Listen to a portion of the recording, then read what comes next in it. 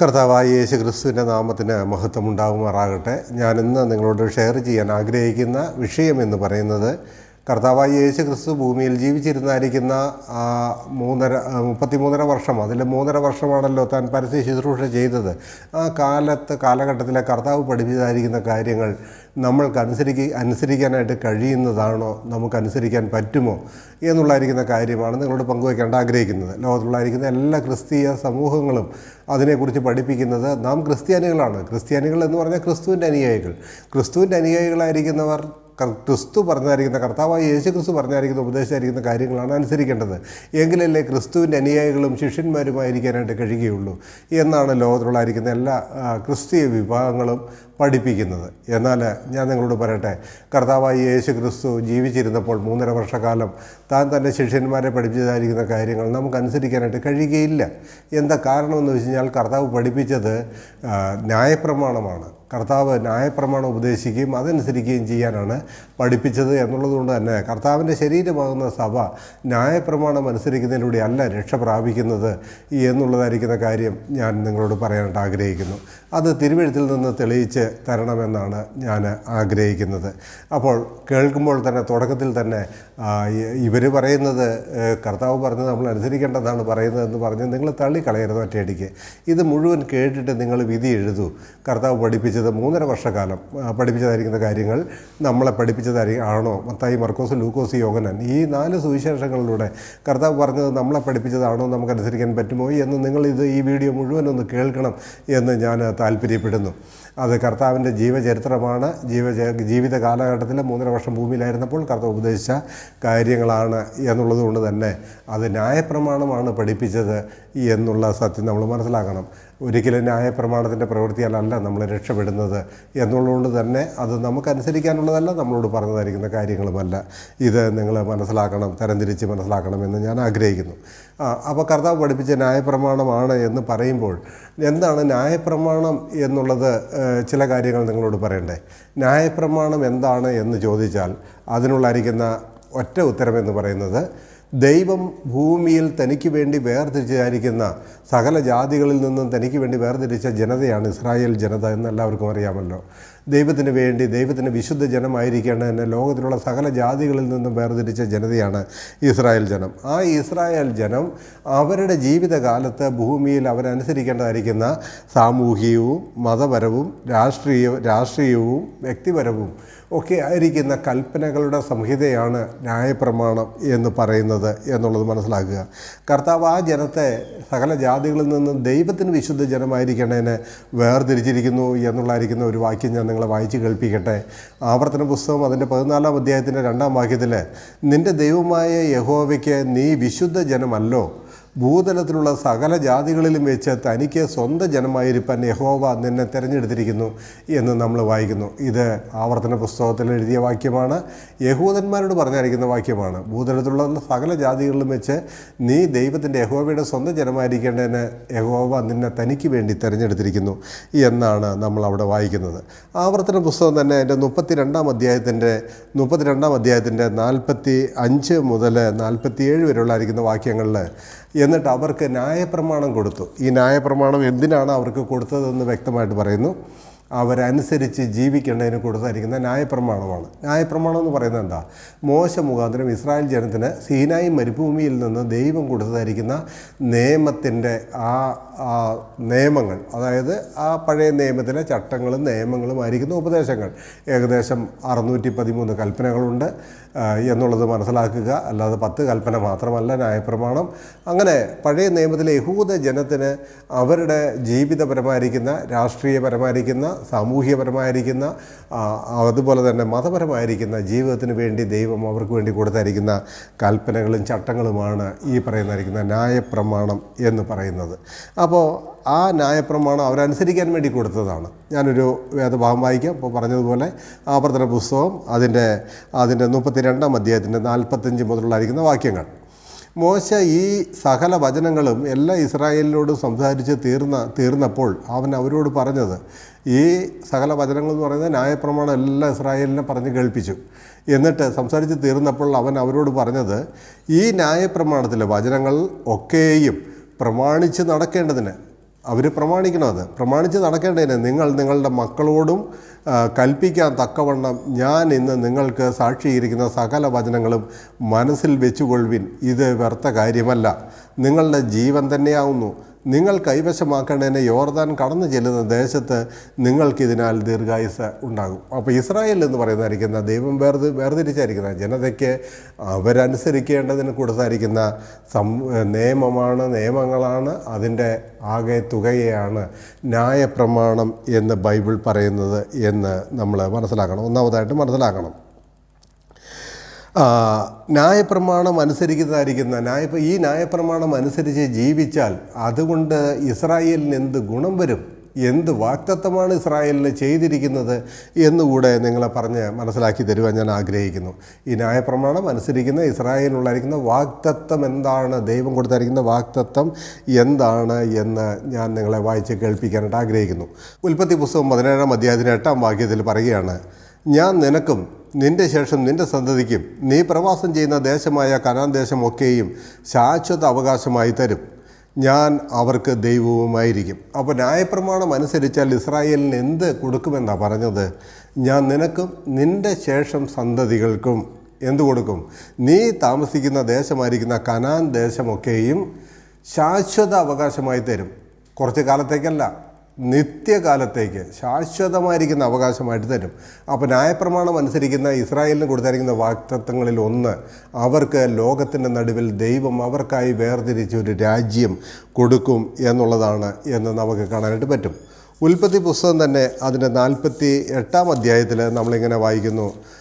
48-ാം അധ്യായത്തിൽ അതിൻ്റെ 4-ാമത്തെ വാക്യത്തിൽ വായിക്കുന്നത് ഇങ്ങനെയാണ്, ഞാൻ നിന്നെ സന്താന പുഷ്ടിയുള്ളവനാക്കി പെരുക്കി നിന്നെ ജനസമൂഹമാക്കി നിൻ്റെ ശേഷം നിൻ്റെ സന്തതിക്ക് ഈ ദേശം ശാശ്വത അവകാശമായി കൊടുക്കുകയും ചെയ്യും എന്ന് അരുളിച്ചെയ്തു. അപ്പോൾ അവിടെയും പറയുന്നത് ദൈവം ന്യായപ്രമാണം അനുസരിക്കുന്ന ഇസ്രായേൽ ജനത്തിന് കൊടുക്കുമെന്ന് വാഗ്ദത്തം ചെയ്തത് സ്വർഗമല്ല, ഭൂമിയിലെ ഒരു രാജ്യമാണ്. അതായത് കനാൻ ദേശം, വാഗ്ദത്ത ദേശം. അത് ഇന്നത്തെ അതിരുകളൊന്നുമല്ല, അതിൻ്റെ അതിര് വളരെ വിസ്തീർണമാണ്. ഞാൻ മുൻ വീഡിയോകളിലൊക്കെ പറഞ്ഞിട്ടുണ്ട്. അപ്പോൾ അവർക്കൊരു ഭൂമി ഈ ഭൂമുഖത്ത് അവർക്കൊരു പ്രദേശം ഭൂമിയിൽ അവർക്ക് കൊടുക്കും എന്നുള്ളതാണ് ന്യായപ്രമാണം അനുസരിക്കുന്ന ഇസ്രായേലിന് കൊടുത്തായിരിക്കുന്ന വാഗ്ദത്തം എന്നുള്ളത് നമുക്ക് കാണുവാനായിട്ട് പറ്റും. അതുപോലെ തന്നെ അവർക്ക് അതിനുശേഷം ഈ ന്യായപ്രമാണം അനുസരിക്കുന്ന ജനത്തിന് കൊടുക്കുന്ന മറ്റൊരു കാര്യമായിട്ട് പറഞ്ഞിരിക്കുന്നത് എന്താണെന്നറിയോ? 2 ശമൂവേലിൻ്റെ പുസ്തകം അതിൻ്റെ 7-ാം അധ്യായത്തിൻ്റെ 12 മുതൽ 14 വരെ നമ്മളിങ്ങനെ വായിക്കുന്നുണ്ട്. മറ്റൊരു വാഗ്ദത്തം അവർക്ക് ചെയ്യുകയാണ്. നിൻ്റെ ഉദരത്തിൽ നിന്ന് പുറപ്പെടുവാനിരിക്കുന്ന സന്തതിയെ നിൻ്റെ ആയുഷ്കാലം തികഞ്ഞിട്ട് നിൻ്റെ പിതാക്കന്മാരുടെ കൂടെ നീ നിദ്ര കൊള്ളുമ്പോൾ ഞാൻ നിനക്ക് പിന്തുടർച്ചയായി സ്ഥിരപ്പെടുത്തും, അവൻ്റെ രാജ്യത്വം ഉറപ്പാക്കുകയും ചെയ്യും. അവൻ എൻ്റെ നാമത്തിനൊരു ആലയം പണിയും, ഞാൻ അവൻ്റെ രാജ്യത്വത്തിൻ്റെ സിംഹാസനം എന്നേക്ക് സ്ഥിരമാക്കും. ഞാൻ അവന് പിതാവും അവൻ എനിക്ക് പുത്രനുമായിരിക്കും. അവൻ കുറ്റം ചെയ്താൽ ഞാൻ അവനെ മനുഷ്യരുടെ വടി കൊണ്ടും മനുഷ്യപുത്രന്മാരുടെ അടി കൊണ്ടും ശിക്ഷിക്കും. ഇവിടെ പറയുന്നത് നിത്യമായിരിക്കുന്ന ഒരു രാജാവിനെ അവർക്ക് വാഗ്ദത്തം ചെയ്തു. അത് എന്ന് പറഞ്ഞാൽ ഒരു രാജ്യം കൊടുക്കും ഭൂമിയിൽ. മാത്രമല്ല ആ രാജ്യം നിത്യരാജ്യത്വമായി നിലനിൽക്കാൻ തക്കവണ്ണം നിത്യനായിരിക്കുന്ന ഒരു രാജാവിനെ കൊടുക്കും. മനുഷ്യരുടെ രാജാക്കന്മാരെ എല്ലാവരെയും നമുക്കറിയാം. അവരുടെ ആയുഷ്കാലം കഴിഞ്ഞാൽ, മരിച്ചു പോയി കഴിഞ്ഞാൽ ആ രാജ്യത്വം മാറി പിന്നെ വേറൊരു രാജ്യത്വം വരണം. എന്നാൽ ദൈവം വാഗ്ദത്തം ചെയ്ത് അവർക്ക് എന്നേക്കും ഒരു സ്ഥിരമായിരിക്കുന്ന രാജാവിനെ കൊടുക്കുമെന്നാണ്. ധാരാളം വാക്യങ്ങൾ അതിനെക്കുറിച്ച് തിരുവെഴുത്തിൽ പറഞ്ഞിട്ടുണ്ട്. നമ്മൾ ഉൽപ്പത്തി പുസ്തകം തന്നെ 49-ാം അധ്യായത്തിൻ്റെ 10-ാം വാക്യത്തിൽ വായിക്കുന്നത്, അവകാശമുള്ളവൻ വരുവോളം ചെങ്കോൽ യഹൂദയിൽ നിന്നും രാജദണ്ഡ് അവൻ്റെ കാലുകൾക്കിടയിൽ നിന്ന് നീങ്ങിപ്പോവുകയില്ല എന്ന് തിരുവെഴുത്ത് പറയുന്നു. അവകാശമുള്ളവനായിരിക്കുന്ന വാഗ്ദത്ത സന്തതിയായിരിക്കുന്ന മശിഹ അവരുടെ രാജാവായിട്ട് വരികയും അവർക്ക് നിത്യരാജാവായിട്ട് വാഴുകയും ചെയ്യുമെന്നാണ്. അതായത് അവർക്കൊരു രാജ്യം കൊടുക്കും, ആ രാജ്യത്തിൽ നിത്യമായിരിക്കുന്ന ഒരു രാജാവിനെയും കൊടുക്കും. നിത്യമായി വാഴുന്ന, എന്നേക്കും വാഴുന്ന ഒരു രാജാവ്. അപ്പോൾ എന്നേക്കും വാഴുന്ന ഒരു രാജാവെന്ന് പറയുമ്പോൾ തന്നെ നിങ്ങൾക്ക് മനസ്സിലാകുമല്ലോ, അത് സാധാരണ മനുഷ്യനാണെങ്കിൽ പറ്റുകയില്ല. കാരണം സാധാരണ മനുഷ്യൻ്റെ പ്രായപരിധിയിൽ അവൻ അവസാനിച്ച് പോകും, പിന്നെ അടുത്ത രാജാവ് വരണം. അപ്പോൾ ഇതല്ല വാഗ്ദത്തം ചെയ്ത, ദാവീദിനോട് പറഞ്ഞ വാഗ്ദത്തം തൻ്റെ മകനായ ശലോമോനെക്കുറിച്ചല്ല, അത് കർത്താവായ യേശു ക്രിസ്തു എന്ന മശിഹായെക്കുറിച്ചാണ് പറഞ്ഞത് എന്ന് നമുക്ക് കാണാനായിട്ട് പറ്റും. യെശയ്യാ പ്രവചനം 32-ാം അധ്യായത്തിൻ്റെ 1-ാം വാക്യത്തിൽ നമ്മൾ വായിക്കുന്നത്, ഒരു രാജാവ് നീതിയോടെ വാഴും, പ്രഭുക്കന്മാർ നീതിയോടെ ന്യായപാലനം നടത്തും എന്ന് നമ്മുടെ കർത്താവിൻ്റെ രാജ്യത്വത്തെക്കുറിച്ച് വായിക്കുന്നു. അപ്പോൾ ന്യായപ്രമാണം അനുസരിക്കുന്ന ഇസ്രായേൽ ജനത്തിന് കൊടുക്കുമെന്ന് പറഞ്ഞിരിക്കുന്ന വാഗ്ദത്തം എന്തായിരിക്കുമെന്നറിയാമോ? അവർക്കൊരു രാജ്യം കൊടുക്കും, അവർക്കൊരു രാജാവിനെ കൊടുക്കും എന്നുള്ളതാണ്. ആ വാഗ്ദത്ത രാജാവായിട്ടാണ് നമ്മുടെ കർത്താവായ യേശു ക്രിസ്തു ഈ ഭൂമിയിലേക്ക് വന്നത് എന്ന് ഞാൻ പറയാതെ തന്നെ നിങ്ങൾക്കെല്ലാവർക്കും അറിയാമല്ലോ. ആ വാഗ്ദത്ത രാജാവാണ് കർത്താവായ യേശു ക്രിസ്തു. നമ്മുടെ കർത്താവായ യേശു ക്രിസ്തു ഭൂമിയിൽ ജനിച്ചപ്പോൾ കർത്താവിനെ സംബോധന ചെയ്തത് എങ്ങനെയാണ്? കിഴക്ക് നിന്നെത്തിയ വിദ്വാൻമാർ എന്തെന്നാണ് ചോദിച്ചത്? യഹൂദന്മാരുടെ രാജാവായി പിറന്നവൻ എവിടെയെന്നാണ്. യഹൂദന്മാരുടെ രാജാവായി പിറന്നവൻ, അല്ലാതെ ലോകത്തിൻ്റെ രാജാവായി പിറന്നവൻ എവിടെയെന്നൊന്നും അല്ല ചോദിച്ചത്. യഹൂദന്മാരുടെ രാജാവ്. കർത്താവിനെ വിസ്തരിച്ചപ്പോൾ പീലാത്തോസ് ചോദിച്ചത്, നീ യഹൂദന്മാരുടെ രാജാവോ എന്നാണ്. കാരണം നമ്മുടെ കർത്താവ് കൊടുത്തായിരിക്കുന്ന മറുപടി ഞാനാകുന്നു എന്ന് തന്നെയാണ്. കർത്താവിനെ ക്രൂശിച്ചപ്പോൾ കർത്താവിൻ്റെ ക്രൂശിൽ വെച്ചതായിരിക്കുന്ന മേലെഴുത്തും ഇവൻ യഹൂദന്മാരുടെ രാജാവ് എന്നാണ്. അപ്പോൾ ന്യായപ്രമാണം കൊടുത്തത് ഇസ്രായേലിന്, ആ ന്യായപ്രമാണം അനുസരിച്ചാൽ അവർക്ക് കൊടുക്കുമെന്ന് പറഞ്ഞായിരിക്കുന്ന വാഗ്ദത്തം സ്ഥിരമായിരിക്കുന്ന ഒരു ഭൂപ്രദേശം, ഭൂമിയിൽ ഒരു ഭൂപ്രദേശം, ഒരു രാജ്യം മാത്രമല്ല എന്നേക്കും വാഴുന്ന ഒരു നിത്യരാജാവ്. ഇത് രണ്ടുമാണ് കൊടുത്തത്. അപ്പോൾ നമ്മുടെ കർത്താവായ യേശു ക്രിസ്തു ഈ ലോകത്തിലേക്ക് വന്നത് യഹൂദന്മാരുടെ രാജാവായിട്ടാണ് എന്നുള്ളതറിയാം. വാഗ്ദത്തത്തിൻ്റെ, അതായത് ന്യായപ്രമാണത്തിൻ്റെ വാഗ്ദത്ത പൂർത്തീകരണം, ന്യായപ്രമാണം കൊടുത്ത യഹൂദൻ്റെ വാഗ്ദത്തത്തിൻ്റെ നിവൃത്തിയാണ് കർത്താവായ യേശു ക്രിസ്തു എന്നുള്ളത് എല്ലാവർക്കും അറിയാം. അങ്ങനെയാണെങ്കിൽ നിങ്ങളൊന്ന് മനസ്സിലാക്കുക, കർത്താവായ യേശു ക്രിസ്തു ആ ന്യായപ്രമാണത്തിൻ്റെ വാഗ്ദത്തത്തിൽ ഭൂമിയിലേക്ക് വന്ന കർത്താവാണ് എങ്കിൽ കർത്താവ് എന്ത് പഠിപ്പിക്കണം? ന്യായപ്രമാണത്തെ മാറ്റി മറ്റൊന്ന് പഠിപ്പിക്കണോ? ന്യായപ്രമാണത്തെ തിരുത്തി വേറൊരു ഉപദേശം കൊണ്ടുവരണോ? ന്യായപ്രമാണത്തിന് വിരുദ്ധമായിരിക്കുന്ന മറ്റൊരു ചട്ടവും കൽപ്പനയുമാണ് ഭൂമിയിൽ കൊണ്ടുവരേണ്ടത്?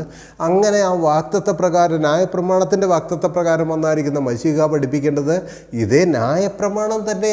ഒരു സംശയമില്ല, ന്യായപ്രമാണം തന്നെയാണ് കർത്താവ് പഠിപ്പിക്കേണ്ടത്, പഠിപ്പിച്ചത് എന്നുള്ളത് നമ്മൾ മനസ്സിലാക്കണം. അതുകൊണ്ടാണ് നമ്മൾ പറയുന്നത്, ഈ കർത്താവ് 3.5 വർഷം ഉപദേശിച്ച കാര്യങ്ങൾ നമ്മളെപ്പോലുള്ളായിരിക്കുന്ന ജാതികൾക്ക് അനുസരിക്കാനായിട്ട് പറ്റുകയില്ല, അനുസരിച്ചതുകൊണ്ട് കാര്യവുമില്ല, പ്രയോജനവുമില്ല എന്ന് പറയുന്നത്. അല്ലാതെ നിങ്ങളെ തെറ്റിദ്ധരിപ്പിക്കാനല്ല ഞാൻ ഈ പറയുന്നത് എന്നുള്ളത് മനസ്സിലാക്കുക. അപ്പോൾ അങ്ങനെ കർത്താവായ യേശു ക്രിസ്തു യഹൂദന്മാരുടെ രാജാവായിട്ട് വാഗ്ദത്തത്തിൻ്റെ, ന്യായപ്രമാണത്തിൻ്റെ വാഗ്ദത്തത്തിൻ്റെ രാജാവായിട്ടാണ് ഈ ഭൂമിയിലേക്ക് വന്നത് എന്നുള്ളത് എല്ലാവരും മനസ്സിലാക്കണം. അതുകൊണ്ട് തന്നെ 3.5 വർഷം ഭൂമിയിൽ ജീവിച്ചിരുന്ന കാലത്തൊക്കെയും നമ്മുടെ കർത്താവായ യേശു ക്രിസ്തു പഠിപ്പിച്ചതായിരിക്കുന്ന ഉപദേശം എന്ന് പറയുന്നത് ന്യായപ്രമാണം തന്നെയാണ്. അത് ഞാൻ നിങ്ങൾക്ക് തെളിയിച്ചു തരാം. നമ്മുടെ കർത്താവ് ഭൂമിയിലേക്ക് വന്നതിനെക്കുറിച്ചും ആ ഭൂമിയിൽ വന്നപ്പോൾ താൻ ചെയ്ത ശുശ്രൂഷയെക്കുറിച്ചും റോമലേഖനം അതിൻ്റെ 15-ാം അധ്യായത്തിൻ്റെ 8-ാം വാക്യത്തിൽ നമ്മളിങ്ങനെ വായിക്കുന്നു, പിതാക്കന്മാർക്ക് ലഭിച്ച വാഗ്ദത്തങ്ങളെ ഉറപ്പിക്കേണ്ടതിന് ക്രിസ്തു ദൈവത്തിൻ്റെ സത്യനിമിത്തം പരിച്ഛേദനയ്ക്ക് ശുശ്രൂഷക്കാരനായി തീർന്നു. എന്താ പറഞ്ഞത്? പിതാക്കന്മാർക്ക് ലഭിച്ച വാഗ്ദത്തങ്ങളെ ഉറപ്പിക്കേണ്ടതിന്. പിതാക്കന്മാർ എന്ന് പറഞ്ഞാൽ ആരാ? നമ്മുടെ പിതാക്കന്മാരല്ല, യഹൂദന്മാരുടെ പിതാക്കന്മാർക്ക്, അതായത് മോശ മുതലോ അല്ലെങ്കിൽ അബ്രഹാം, ഇസ്ഹാക്ക്, യാക്കോബ്, മോശ ആദ്യമായിരിക്കുന്ന ദാവീദ് ആദ്യമായിരിക്കുന്ന പിതാക്കന്മാർക്ക് കൊടുത്ത വാഗ്ദത്തങ്ങളെ ഉറപ്പിക്കാനാണ് ക്രിസ്തു വന്നത്. വാഗ്ദത്തത്തിൻ്റെ നിവൃത്തിയാണ് ക്രിസ്തു വന്നത്. ആ ക്രിസ്തു പിതാക്കന്മാർക്ക് ലഭിച്ച വാഗ്ദത്തങ്ങളെ ഉറപ്പിക്കേണ്ടതിന് ക്രിസ്തു ദൈവത്തിൻ്റെ സത്യനിമിത്തം, പഴയ നിയമത്തിൽ അരുളി ചെയ്തിരിക്കുന്ന വചനങ്ങളുടെ സത്യനിമിത്തം പരിച്ഛേദനയ്ക്ക് ശുശ്രൂഷക്കാരനായി തീർന്നു എന്നും ഇത് പറയുന്ന റോമാലേഖനത്തിൽ പൗലോസാണ്. അത് ഓർക്കണം. എന്നിട്ട് പൗലോസ് അത് പൂർത്തീകരിക്കുകയാണ്. അങ്ങനെ പരിച്ഛേദനയ്ക്ക് ശുശ്രൂഷക്കാരനായി തീർന്നു എന്നും ജാതികൾ ദൈവത്തെ അവൻ്റെ കരുണ നിമിത്തം മഹത്വീകരിക്കണമെന്ന് ഞാൻ പറയുന്നു. ജാതികളായിരിക്കുന്ന റോമിലെ ജാതികളായിരിക്കുന്ന വിശ്വാസികളോട് പറയാണ്, കർത്താവ് പഠിപ്പിച്ചതും ഉപദേശിച്ചതും എല്ലാം ന്യായപ്രമാണമാണ്. ആ ന്യായപ്രമാണത്തിന് കീഴിൽ വന്നവനാണ്. അത് പിതാക്കന്മാർക്ക് കൊടുത്ത വാഗ്ദത്തമാണ്. എന്നാൽ ജാതികളായിരിക്കുന്ന നാം ദൈവത്തെ മഹത്വീകരിക്കേണ്ടതും ദൈവത്തെ ആരാധിക്കേണ്ടതും ദൈവത്തെ വിശ്വസിക്കേണ്ടതും ദൈവം ജാതികളോട് കാണിച്ച കരുണയിൻ പ്രകാരമാണ്, അല്ലാതെ ന്യായപ്രമാണം എന്ന വ്യവസ്ഥയിൻ പ്രകാരമല്ല. ന്യായപ്രമാണം എന്ന് പറയുന്നത് ഒരു നിയമമാണ്. അത് എന്താ പറയുന്നത്, ഒരു കവനൻ്റാണ്. ആ നിയമപ്രകാരമല്ല ജാതികൾ ദൈവത്തെ ആരാധിക്കേണ്ടത്. ദൈവത്തെ ആരാധിക്കേണ്ടത് ദൈവത്തിൻ്റെ കരുണയൻ പ്രകാരമാണ് എന്ന് അവിടെ വ്യക്തമായിട്ട് പറയുന്നു എന്ന് നമുക്ക് മനസ്സിലാക്കാനായിട്ട് പറ്റും. പ്രിയമുള്ളവരെ, അതുകൊണ്ട് തന്നെ ന്യായപ്രമാണത്തിന് കീഴിൽ ജനിച്ചവനായിരിക്കുന്ന കർത്താവ് പഠിപ്പിച്ചല്ല ന്യായപ്രമാണമാണ്. ആണോ അല്ലയോ നിങ്ങൾ സ്വയം ചിന്തിക്കുക, എന്നിട്ട് നിങ്ങൾ തീരുമാനമെടുക്കുക. ഞാൻ ചില വേദഭാഗങ്ങൾ നിങ്ങളെ ചൂണ്ടിക്കാണിക്കുകയും പറഞ്ഞു തരികയും ചെയ്യാം. കർത്താവ് പഠിപ്പിച്ചതെല്ലാം 3.5 വർഷം പഠിപ്പിച്ച കാര്യമാണ് ഞാൻ പറയുന്നത്. ഞാൻ ഒരു കാര്യം കൂടെ പറയട്ടെ. ആകമാനം ബൈബിളിലെ ഉപദേശം നമ്മുടെ കർത്താവായ യേശുക്രിസ്തുവിൻ്റെ ഉപദേശമാണ്. അപ്പോൾ പൗലോസിലൂടെയാണെങ്കിലും പുതിയ നിയമത്തിലെ ബോഡി ഓഫ് ക്രൈസ്റ്റിനോട് പറഞ്ഞ ഉപദേശങ്ങളാണെങ്കിലും കർത്താവിൻ്റെ ഉപദേശമാണ്. പക്ഷേ അത് സാഹചര്യം മാറി, കാലഘട്ടം മാറി. കർത്താവ് ഉയരത്തിലേക്ക് പോയി പഠിപ്പിച്ച കാര്യം മറ്റൊന്നാണ്. അത് ഞാൻ പറയുന്നുണ്ട്. എല്ലാം കർത്താവിൻ്റെ ഉപദേശമാണ്. പക്ഷെ ഞാനിവിടെ പറയുന്ന കർത്താവിൻ്റെ ഉപദേശം എന്ന് പറയുന്നത് 3.5 വർഷം താൻ ഭൂമിയിൽ യഹൂദന്മാരോട് കൂടെ ജീവിച്ചിരുന്നിട്ട് അവരെ പഠിപ്പിച്ച കാര്യം നമ്മൾക്കുള്ളതല്ല. അത് ന്യായപ്രമാണമാണ്. ന്യായപ്രമാണത്തിൻ്റെ വാഗ്ദത്ത മശിക ന്യായപ്രമാണമാണ് പഠിപ്പിക്കേണ്ടത് എന്നാണ് ഞാൻ പറഞ്ഞത്. അത് നിങ്ങൾ ആദ്യമേ തന്നെ തിരിച്ചറിയുക, മനസ്സിലാക്കുക. അപ്പോൾ കർത്താവ് പഠിപ്പിച്ച ന്യായപ്രമാണമാണോ എന്നുള്ളത് ഞാൻ ചില വാക്യങ്ങളുടെ അടിസ്ഥാനത്തിൽ നിങ്ങളോട് പങ്കുവയ്ക്കാമെന്ന് ഞാൻ ആഗ്രഹിക്കുന്നു. മത്തായി സുവിശേഷം 5-ാം അധ്യായത്തിൻ്റെ 5, 6, 7 ഈ 3 അധ്യായങ്ങൾ ബൈബിളിൽ അറിയപ്പെടുന്നത് ഗിരിപ്രഭാഷണം എന്നാണ്. ഗിരിപ്രഭാഷണം യഹൂദന്മാർക്കുള്ളായിരിക്കുന്ന യഹൂദന്മാർ എന്ന് പറഞ്ഞാൽ കർത്താവിനെ അനുഗമിക്കുന്ന യഹൂദ ശിഷ്യന്മാർക്കുള്ളതായിരിക്കുന്ന അടിസ്ഥാന പ്രമാണങ്ങളുടെ ഉപദേശ സംഹിതയാണ് മത്തായി സുവിശേഷം 5, 6, 7 അധ്യായങ്ങൾ. അപ്പോൾ അവിടെ പറഞ്ഞിരിക്കുന്ന കാര്യങ്ങൾ എന്താ കർത്താവ് പറഞ്ഞിരിക്കുന്നത്? ജാതികളായ നമ്മളനുസരിക്കാൻ വേണ്ടി പറഞ്ഞതാണോ? യഹൂദന്മാരായ ശിഷ്യന്മാരോട് യഹൂദ പശ്ചാത്തലത്തിൽ പറഞ്ഞിരിക്കുന്ന ന്യായപ്രമാണത്തിൻ്റെ കണ്ടിന്യൂഷനാണോ എന്ന് നിങ്ങൾ തന്നെ ഇത് കേട്ടിട്ട് നിങ്ങൾ തന്നെ വിധി എഴുതുക. മത്തായി സുവിശേഷം 5-ാം അധ്യായം അതിൻ്റെ 17 മുതൽ 21 വരെയുള്ള വാക്യങ്ങൾ ഞാൻ വായിക്കട്ടെ. ഞാൻ ന്യായപ്രമാണത്തെയോ പ്രവാചകന്മാരെയോ നീക്കേണ്ടതിന് വന്നു എന്ന് നിരൂപിക്കരുത്. നീക്കുവാനല്ല, നിവർത്തിപ്പാൻ അത്രേ ഞാൻ വന്നത്. സത്യമായിട്ട് ഞാൻ നിങ്ങളോട് പറയുന്നു, ആകാശവും ഭൂമിയും ഒഴിഞ്ഞു പോകും വരെ സകലവും നിവൃത്തിയാകുവോളം ന്യായപ്രമാണത്തിൽ നിന്ന് ഒരു പുള്ളിയെങ്കിലും ഒരു നാളും ഒഴിഞ്ഞു പോകുകയില്ല. അവിടെ പറഞ്ഞിരിക്കുന്ന കാര്യം എന്താ? കർത്താവ് പറഞ്ഞത്, ഞാൻ ന്യായപ്രമാണത്തെയോ പ്രവാചകന്മാരെയോ നീക്കേണ്ടതിന് വന്നു എന്ന് നിരൂപിക്കരുത്. നീക്കുവാനല്ല, നിവർത്തിപ്പാൻ അത്ര ഞാൻ വന്നത്. അപ്പോൾ അതിനെക്കുറിച്ച് നിവർത്തിപ്പാൻ അത്ര വന്നതെന്നുള്ളായിരിക്കുന്ന വാക്യം എടുത്തിട്ട് ആളുകൾ പറയും, കർത്താവ് ന്യായപ്രമാണം നിവർത്തിച്ചു, അതുകൊണ്ട് ഇനി നമുക്ക് ന്യായപ്രമാണമില്ല, അത് പൂർത്തീകരിച്ചു എന്നാണ് സാധാരണ പറയുന്നത്. അതല്ല ഇവിടെ കർത്താവ് പറഞ്ഞത്. ഈ യഹൂദന്മാരുടെ ജഡത്തിൻ്റെ ബലഹീനത കൊണ്ട് ന്യായപ്രമാണം എന്ന ദൈവിക ചട്ടങ്ങൾ, കൽപ്പനകൾ അവർക്കനുസരിച്ച് പൂർത്തീകരിക്കാൻ, പാലിക്കാനായിട്ട് പറ്റാത്തത് കൊണ്ട് ഞാൻ അതിനെ നിവർത്തിക്കാൻ, അതിൻ്റെ വാഗ്ദത്തങ്ങളെയും അതിൻ്റെ ഉപദേശങ്ങളെയും ജീവിതം കൊണ്ട്, കർത്താവായ യേശുക്രിസ്തുവിൻ്റെ ജീവിതം കൊണ്ട് നിവർത്തിക്കാനാണ് വന്നതെന്ന് പറഞ്ഞാൽ, അല്ലാതെ അതിനെ നീക്കിക്കളയാൻ വന്നവനെന്നല്ല പറഞ്ഞതിൻ്റെ അർത്ഥം. ഞാൻ നീക്കുവാനല്ല, നിവർത്തിപ്പാൻ അത്ര വന്നതെന്ന് പറഞ്ഞതാ. എന്നിട്ട് കർത്താവ് പറഞ്ഞതെന്തറിയാമോ? സത്യമായിട്ട് ഞാൻ നിങ്ങളോട് പറയുന്നു. കർത്താവ് സത്യം ചെയ്ത് പറഞ്ഞ മാറ്റമുണ്ടോ? പറയുന്നു, ആകാശവും ഭൂമിയും ഒഴിഞ്ഞു പോകും വരെ സകലവും നിവൃത്തിയാകുവോളം. ഈ സകലവും നിവൃത്തിയാകുമെന്ന് പറഞ്ഞാൽ എന്താ? ന്യായപ്രമാണത്തിൻ്റെ വാഗ്ദത്തങ്ങൾ, ന്യായപ്രമാണത്തിൻ്റെ കൽപ്പനകൾ, ന്യായപ്രമാണത്തിൻ്റെ ഉപദേശങ്ങൾ എല്ലാം നിവൃത്തിയാകുവോളം ആകാശവും ഭൂമിയും ഒഴിഞ്ഞു പോകുന്നത് വരെ, ഒഴിഞ്ഞു പോകുന്നത് വരെ ന്യായപ്രമാണത്തിൽ നിന്നൊരു പുള്ളിയെങ്കിലും ഒരു നാളും ഒഴിഞ്ഞു പോകുകയില്ല. ന്യായപ്രമാണം ഒഴിഞ്ഞു പോയി എന്ന് നിങ്ങൾ പഠിപ്പിക്കുമ്പോൾ ഒരു കാര്യം പറയണം, ആകാശവും ഭൂമിയും ഒഴിഞ്ഞു പോയി എന്ന് പറയണം.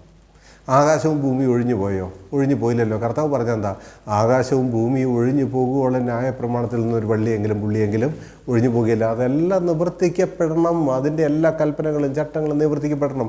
അപ്പോൾ കർത്താവ് പഠിപ്പിച്ചത് ന്യായപ്രമാണമാണ്, ഉപദേശിച്ച ന്യായപ്രമാണമാണെന്ന് മനസ്സിലാക്കുക. അതിൻ്റെ തുടർന്ന് താഴേക്ക് പറയുകയാണ്, ആകയാൽ ഈ ഏറ്റവും ചെറിയ കൽപ്പനകളിൽ ഒന്ന് അഴിക്കുകയും മനുഷ്യരെ അങ്ങനെ പഠിപ്പിക്കുകയും ചെയ്യുന്നവൻ സ്വർഗരാജ്യത്തിൽ ഏറ്റവും ചെറിയവനെന്ന് വിളിക്കപ്പെടും. അവയെ ആചരിക്കുകയും പഠിപ്പിക്കുകയും ചെയ്യുന്നവനോ സ്വർഗരാജ്യത്തിൽ വലിയവനെന്ന് വിളിക്കപ്പെടും. നിങ്ങളുടെ നീതി ശാസ്ത്രിമാരുടെയും പരീശന്മാരുടെയും നീതിയെ കവിയുന്നില്ലെങ്കിൽ നിങ്ങൾ സ്വർഗരാജ്യത്തിൽ കടക്കുകയില്ല എന്ന് ഞാൻ സത്യമായിട്ട് നിങ്ങളോട് പറയുന്നു. ഇവിടെ പറയുന്നതായിരിക്കുന്ന കാര്യം എന്താണ്? ഇവിടെ പറഞ്ഞത് നിങ്ങൾ ശ്രദ്ധിച്ചു നോക്കിയേ. ഈ ന്യായപ്രമാണത്തിൻ്റെ കൽപ്പനകളും ഉപദേശങ്ങളിലും ഒന്ന് അഴിക്കുകയും ഒരു കൽപ്പനയെങ്കിലും അഴിക്കുകയും മനുഷ്യരെ അങ്ങനെ പഠിപ്പിക്കുകയും ചെയ്യുന്നവൻ സ്വർഗരാജ്യത്തിൽ, അതായത് കർത്താവ് ന്യായപ്രമാണത്തിൻ്റെ വാഗ്ദത്ത ഭൂമിയാണ്. ഞാനത് ആദ്യം പറഞ്ഞല്ലോ. വാഗ്ദത്ത ഭൂമി എപ്പോഴാണ് അവർക്ക് കൈവശം വരിക? കർത്താവായ യേശുക്രിസ്തു എന്ന രാജാവ് വന്നതിന് ശേഷം രാജാവിൻ്റെ കൈക്കീഴിൽ ആ ഭൂമി അവർക്ക് സ്വായത്തമാകണം. ആ ഭരണം നടക്കണം. ആ ഭരണമാണ് 1000 ആണ്ട് വാഴ്ച. ഈ 1000 ആണ്ട് വാഴ്ച എന്ന് പറയുന്നത് വാഗ്ദത്ത ജനമായിരിക്കുന്ന ഇസ്രായേലിന് വാഗ്ദത്തം ചെയ്തായിരിക്കുന്ന രാജ്യമാണ്. അത് തിരിച്ചറിയുക. അവിടെയോ അതിനു മുമ്പോ ആകട്ടെ കർത്താവ് പറഞ്ഞു, ന്യായപ്രമാണത്തിൻ്റെ കൽപ്പനകളിൽ ഒരു ചെറിയ കൽപ്പനയെങ്കിലും അഴിക്കുകയും മനുഷ്യരെ അങ്ങനെ പഠിപ്പിക്കുകയും ചെയ്യുന്നവൻ 1000 ആണ്ട് വാഴ്ചയിൽ, സ്വർഗരാജ്യം എന്ന് പറഞ്ഞാൽ അതാ, അല്ല സ്വർഗമെന്നല്ല അതിൻ്റെ അർത്ഥം. ആ 1000 ആണ്ട് വാഴ്ചയിൽ ഏറ്റവും ചെറിയവനായിരിക്കും. അവയെ ആചരിക്കുകയും പഠിപ്പിക്കുകയും ചെയ്യുന്നവനോ അവിടെ ഏറ്റവും വലിയവനെന്ന് വിളിക്കപ്പെടും എന്ന് തന്നെ അവിടെ പറഞ്ഞത്. എന്നിട്ട് അവരോട് പറഞ്ഞു, നിങ്ങളുടെ നീതി ശാസ്ത്രിമാരുടെയും പരീക്ഷന്മാരുടെയും നീതിയെ കവിയുന്നില്ലെങ്കിൽ നിങ്ങൾക്ക് 1000 ആണ്ട് വാഴ്ചയിലേക്ക്, സ്വർഗരാജ്യത്തിലേക്ക് കടപ്പാൻ കഴിയുകയില്ലെന്ന് അവരോടാണ് പറഞ്ഞത്. ഈ 1000 ആണ്ട് വാഴ്ച എന്ന് പറയുന്നത് അവരോട് പറഞ്ഞ അവർക്കുള്ള വാഗ്ദത്തമാണ്. അതിൽ വാഴുന്നത് അവരാണ്. അത് സ്ഥാപിക്കാൻ വേണ്ടിയിട്ടാണ് കർത്താവായ യേശു ക്രിസ്തു വാഗ്ദത്ത സന്തതിയായി ഭൂമിയിൽ വന്നത് എന്നുള്ളത് ആരും വിസ്മരിച്ച് പോകരുത്. ഈ ന്യായപ്രമാണത്തിൽ നിന്ന് ഒരു ചെറിയ കൽപ്പനയെങ്കിലും അഴിക്കുകയും അതിനെ അങ്ങനെ പഠിപ്പിക്കുകയും ചെയ്യുന്നവൻ സ്വർഗ്ഗത്തിൽ ഏറ്റവും ചെറിയവൻ എന്നല്ലേ നിങ്ങൾക്കറിയാമല്ലോ. അത് കർത്താവ് പറഞ്ഞ വാക്കല്ലേ. കർത്താവ് പറഞ്ഞ വാക്ക് തെറ്റിപ്പോകുമോ? അങ്ങനെയാണെങ്കിൽ പൗലോസ് ആ സ്വർഗരാജ്യത്തിലേക്ക് പ്രവേശിക്കാൻ പോലും യോഗ്യനല്ലോ. പൗലോസ് പറഞ്ഞത് ന്യായപ്രമാണത്താൽ ഒരു ജഡവും ദൈവസന്നിധിയിൽ നീതീകരിക്കപ്പെടുകയില്ലല്ലോ എന്നാണ്. അതൊക്കെ ഞാൻ താഴേക്ക് പറയുന്നുണ്ട്. പൗലോസ് ന്യായപ്രമാണത്തിന് എതിരെയാണ് സംസാരിച്ചത്. പൗലോസിനെ അന്ന് യഹൂദന്മാർ ഓടിച്ചിട്ട് പേപ്പട്ടിയെ പോലെ തല്ലാനും കല്ലെറിയാനും കൊല്ലാനും ഒക്കെ കാരണം, കൊന്നിട്ടുണ്ട് ഒരു പ്രാവശ്യം. അതിനൊക്കെ കാരണം എന്താ പറയുക, ന്യായപ്രമാണത്തിനെതിരെ പഠിപ്പിക്കുന്നു എന്ന് പറഞ്ഞാൽ ഇവൻ മോശയുടെ ന്യായപ്രമാണത്തെ മറിച്ച് കളവാൻ ഇച്ഛിക്കുന്നു എന്നാണ്. സത്യം തന്നെയാണ്. പൗലോസ് പറഞ്ഞ ന്യായപ്രമാണത്തിൽ ഒരു ജഡവും നീതിയിരിക്കപ്പെടുകയില്ല, ന്യായപ്രമാണത്തിൽ പാപത്തിൻ്റെ പരിജ്ഞാനം മാത്രം വരുന്നത്, ന്യായപ്രമാണത്തിന് കീഴിരിപ്പാൻ ഇച്ഛിക്കുന്നവരൊക്കെ ക്രിസ്തുവിനോട് വേറുപെട്ടുപോയി ശാപഗ്രസ്തരായി എന്ന് തന്നെയാണ് പൗലോസ് പഠിപ്പിക്കുന്നത്. അങ്ങനെയാണെങ്കിൽ കർത്താവ് ഈ പറഞ്ഞതിൻ്റെ അടിസ്ഥാനത്തിലാണെങ്കിൽ പൗലോസ് അല്ലേ സ്വർഗരാജ്യത്തിലെ ഏറ്റവും നാണംകെട്ട വ്യക്തി അല്ലേ? നിങ്ങളൊന്ന് ചിന്തിച്ചു ചോദിക്കേ. എന്നാൽ എന്താ ഇതിൻ്റെ അർത്ഥം? ഇതൊക്കെ തരംതിരിച്ച് പഠിക്കായതുകൊണ്ട് ഇന്നത്തെ ക്രിസ്തീയ ലോകത്തിന് വന്നതായിരിക്കുന്ന ദോഷങ്ങൾ എത്രയാണെന്ന് എത്ര പറഞ്ഞിട്ടും മനുഷ്യന് ബോധ്യം വരുന്നില്ല. പൗലോസ് പറഞ്ഞത് തെറ്റല്ല, ഇവിടെ കർത്താവ് പറഞ്ഞതും തെറ്റല്ല. അപ്പോൾ കർത്താവ് 3.5 വർഷം പഠിപ്പിച്ചതും ഉപദേശിച്ചതുമായിരിക്കുന്ന കാര്യങ്ങൾ എന്താണെന്നറിയോ? ന്യായപ്രമാണമാണ് എന്നുള്ളത് നിങ്ങൾ മനസ്സിലാക്കുക. ഞാൻ അതിന് ചില സൂചനകൾ, കർത്താവ് പഠിപ്പിച്ച ചില സൂചനകൾ കൂടെ ഞാൻ നിങ്ങളെ വായിച്ച് കേൾപ്പിക്കാം. അതിൻ്റെ 22-ാം വാക്യമായി നോക്കിയേ. കുല ചെയ്യരുത് എന്നും ആരെങ്കിലും കുല ചെയ്താൽ ന്യായവിധിക്ക് യോഗ്യനാകും എന്നും പൂർവന്മാരോട് അരുളി ചെയ്തത് നിങ്ങൾ കേട്ടിട്ടുണ്ടല്ലോ. ഞാനോ നിങ്ങളോട് പറയുന്നത്, സഹോദരനോട് കോപിക്കുന്നവനെല്ലാം ന്യായവിധിക്ക് യോഗ്യനാകും. സഹോദരനോട് നിസ്സാര എന്ന് പറഞ്ഞാലോ ന്യായാധിപ സഭയുടെ മുമ്പിൽ നിൽക്കേണ്ടി വരും. മൂഢ എന്ന് പറഞ്ഞാലോ അഗ്നി നരകത്തിന് യോഗ്യനാകും. കുല ചെയ്യരുതെന്ന് എവിടെ എഴുതിയേക്കുന്നത്? കേട്ടിട്ടുണ്ടല്ലോ എന്ന് ചോദിച്ചാൽ എവിടെ കേട്ടിട്ടുണ്ടോ എന്ന്? ന്യായപ്രമാണത്തിൽ കേട്ടിട്ടുണ്ടല്ലോ എന്നാണ് കർത്താവ് പറയുന്നത്. എന്നിട്ട് കർത്താവ് പറഞ്ഞു, ഞാനോ നിങ്ങളോട് പറയുന്നത്, സഹോദരനെ മൂടാന്ന് വിളിച്ചാൽ, സഹോദരനെ നിസ്സാരാന്ന് വിളിച്ചാൽ, സഹോദരനെതിരെ ഒരു ദൂഷണ വാക്ക് ഉച്ചരിച്ചാൽ അവൻ വലിയ കൊലപാതകനായി തീർന്നു എന്നാണ് പറഞ്ഞത്. അപ്പം ന്യായപ്രമാണത്തെ നീക്കുകയാണോ, ഇളവ് ചെയ്യുകയാണോ? അത് അച്ചട്ടായി അതിനേക്കാൾ അതിശക്തമായിരിക്കുന്ന രീതിയിൽ ന്യായപ്രമാണത്തിൻ്റെ അന്തസത്ത, അതിൻ്റെ ആഴങ്ങളെ യഥാർത്ഥമായിട്ട് ഉപദേശിക്കുകയാണോ കർത്താവ് ചെയ്ത്? ന്യായപ്രമാണത്തെ എന്താ പറയുന്നത്, ഉറപ്പിക്കുകയായിരുന്നു. ന്യായപ്രമാണത്തെ അതിശക്തമായി സ്ഥാപിക്കുകയായിരുന്നു. ന്യായപ്രമാണത്തിൻ്റെ ആഴങ്ങളിലേക്ക് ഇറങ്ങി ചെല്ലുകയായിരുന്നു കർത്താവ് ചെയ്ത്. എന്നിട്ട് പറഞ്ഞു, കുല ചെയ്യരുതെന്നേ അവിടെ എഴുതിയിട്ടുള്ളൂ, പക്ഷേ സഹോദരനെ മൂടാന്ന് വിളിക്കുന്നവൻ അഗ്നി നരകത്തിന് യോഗ്യനാവുമെന്ന് കർത്താവ് പറഞ്ഞു. ന്യായപ്രമാണത്തെ ഇളവ് ചെയ്യുകയാണോ ചെയ്തേ? ആണോ? നിങ്ങൾ പറ. നിങ്ങൾക്ക് പറ്റും. അങ്ങനെയാണെങ്കിൽ നിങ്ങൾ കർത്താവ് പറയുന്ന സ്വർഗരാജ്യത്തിന് വേണ്ടി കാത്തിരിക്കുന്നവരാണെങ്കിൽ, കർത്താവ് പറയുന്ന സ്വർഗരാജ്യം സ്വർഗമെന്ന രാജ്യമല്ല, അത് 1000 ആണ്ട് വാഴ്ചയാണ്, ഭൂമി എന്ന രാജ്യമാണ്. കാരണം യഹൂദൻ്റെ വാഗ്ദത്ത രാജ്യം ഈ പറയുന്ന 1000 ആണ്ട് വാഴ്ച. അതിലേക്ക് പോകാൻ കാത്തിരിക്കുന്നവരാണെങ്കിൽ നിങ്ങൾ ആരെങ്കിലും പോകുമോ? സഹോദരനെ നിങ്ങൾ പകച്ചിട്ടില്ലേ? സഹോദരനെ മൂടാന്ന് വിളിച്ചിട്ടില്ലേ? സഹോദരനെ കുറ്റം ചുമത്തിയിട്ടില്ലേ? നിങ്ങളൊന്ന് പറ. കർത്താവ് അതിനെ കൂടുതൽ ശക്തമാക്കിയായിരുന്നു ചെയ്തത് എന്നുള്ളത് നിങ്ങൾ മനസ്സിലാക്കണം. അതിൻ്റെ 27-ാം വാക്യം നോക്കിയേ. 27-ാം വാക്യം, വ്യഭിചാരം ചെയ്യരുതെന്ന് അരുളി ചെയ്തത് നിങ്ങൾ കേട്ടിട്ടുണ്ടല്ലോ. നിങ്ങൾ കേട്ടിട്ടുണ്ടല്ലോ എന്ന് പറഞ്ഞാൽ എന്താ അർത്ഥം? ഇസ്രായേൽ ജനത്തോട് പറയുന്നത് എവിടുന്ന് കേട്ടിട്ടുണ്ട്? കേട്ടിരിക്കുന്നത് എവിടെ നിന്നാണെന്നറിയാമോ? അത് ഇസ്രായേൽ ജനത്തോട് പറഞ്ഞായിരിക്കുന്ന ന്യായപ്രമാണത്തെക്കുറിച്ച് അവിടെ പറയുന്നത്. അത് മനസ്സിലാക്കുക. ആ ന്യായപ്രമാണത്തിൽ എന്ത് എഴുതിയിട്ടുണ്ട്? വ്യഭിചാരം ചെയ്യരുതെന്ന് നിങ്ങൾ കേട്ടിട്ടുണ്ടല്ലോ എന്ന് പറഞ്ഞിട്ട് എന്താ പറഞ്ഞത്? ഞാനോ നിങ്ങളോട് കൽപ്പിക്കുന്നത്, ഞാനോ നിങ്ങളോട് പറയുന്നത്, സ്ത്രീയെ മോഹിക്കേണ്ടതിന് അവളെ നോക്കുന്നവനല്ല, ഹൃദയം കൊണ്ട് അവളോട് വ്യഭിചാരം ചെയ്തു പോയി എന്ന് അവിടെ വ്യക്തമായിട്ട് പറയുക. അപ്പോൾ ന്യായപ്രമാണത്തെ നീക്കുകയാണോ ചെയ്തത് കർത്താവ്? അത് ന്യായപ്രമാണത്തെ കൂടുതൽ കർക്കശമാക്കുകയാണോ ചെയ്തത്? നിങ്ങൾ തന്നെ വിധി എഴുത്. ഇന്ന് അങ്ങനെയാണെങ്കിൽ ആർക്ക് സ്വർഗരാജ്യം കാത്തിരിക്കുകയാണെങ്കിൽ ആർക്ക് ആ സ്വർഗരാജ്യത്തിലേക്ക് 1000 ആണ്ട് വാഴ്ചയിലേക്ക് കടക്കാൻ പറ്റും? കർത്താവ് ന്യായപ്രമാണത്തെ ഇളവ് ചെയ്യാൻ വന്നവനല്ല, ന്യായപ്രമാണത്തെ അതിശക്തമായി ഉറപ്പിക്കാൻ വന്നവനാണ് എന്നുള്ളതായിരിക്കുന്ന യാഥാർത്ഥ്യം നിങ്ങൾ മനസ്സിലാക്കണം. എന്നിട്ട് കർത്താവ് അതിൻ്റെ താഴേക്ക് പറഞ്ഞ വാക്കുകളൊന്ന് ശ്രദ്ധിച്ചു വയ്ക്കുക. എന്നാൽ വലം കണ്ണ് നിനക്ക് ഇടർച്ച വരുത്തുന്നു എങ്കിൽ അതിനെ ചൂഴ്ന്നെടുത്തെറിഞ്ഞു കളക. നിൻ്റെ ശരീരം മുഴുവൻ നരകത്തിൽ വീഴുന്നതിനേക്കാൾ അത് നിൻ്റെ അവയവങ്ങളിൽ ഒന്ന് നശിക്കുന്നത് നിനക്ക് പ്രയോജനമത്രേ. വലം കൈ നിനക്ക് ഇടർച്ച വരുന്നു എങ്കിൽ അതിനെ വെട്ടി എറിഞ്ഞു കളക. നിൻ്റെ ശരീരം മുഴുവൻ നരകത്തിൽ പോകുന്നതിനേക്കാൾ അവയവങ്ങളിൽ ഒന്ന് നശിക്കുന്നത് നിനക്ക് പ്രയോജനമത്രേ. പിന്നെയും പറയുകയാണ്, ആരെങ്കിലും ഭാര്യയെ ഉപേക്ഷിച്ചാൽ, അത് ഞാൻ പറയാം. ഇവിടെ പറയുകയാണ്, സ്ത്രീയെ മോഹിക്കേണ്ടതിന് കണ്ണുകൊണ്ട് വ്യഭിചാരം ചെയ്യുന്നവൻ, മനസ്സുകൊണ്ട് വ്യഭിചാരം ചെയ്യുന്നവൻ, മോഹിക്കുന്നവൻ, സ്ത്രീയെ മോഹിക്കേണ്ടതിന് കണ്ണുകൊണ്ട് മനസ്സുകൊണ്ട് ആഗ്രഹിക്കുന്നവൻ വ്യഭിചാരം ചെയ്തു പോയി എന്ന് പറയുന്നു. ന്യായപ്രമാണത്തെ ഇല്ലാതെയാക്കുകയാണ് ഇത്. അതെയോ ന്യായപ്രമാണത്തെ കൂടുതൽ അച്ചിട്ട് ഉറപ്പിക്കുകയാണോ ചെയ്തത്? നിങ്ങൾ തന്നെ വിധി എഴുത്. എന്നിട്ട് പറഞ്ഞു, നിൻ്റെ കണ്ണോ നിൻ്റെ കൈയോ കാലോ നിനക്ക് ഇടർച്ച വരുത്തിയാൽ വെട്ടിയെടുത്ത് ചൂഴ്ന്നെടുത്ത് ദൂരെ കളയാൻ പറഞ്ഞു. അങ്ങനെയാണെങ്കിലേ ഇന്നത്തെ ക്രിസ്ത്യാനികൾ കർത്താവ് പറയുന്നതായിരിക്കുന്ന സ്വർഗരാജ്യം കാത്തിരിക്കുന്നവരാണെങ്കിൽ ഞാൻ പറയുന്നത് ഒറ്റ എഴുത്തിന് പോലും കണ്ണും ഉണ്ടാകരുത്, കൈയും ഉണ്ടാകരുത്, കാലും ഉണ്ടാകരുത്. ഇതൊക്കെ പണ്ടേ വെട്ടിയെടുത്ത് കാണും. ഓരോന്നെങ്കിലും വെട്ടിക്കളഞ്ഞേക്കണം. ഓരോന്നെങ്കിലും വെട്ടിക്കളഞ്ഞിട്ടുണ്ടോ മനുഷ്യന്?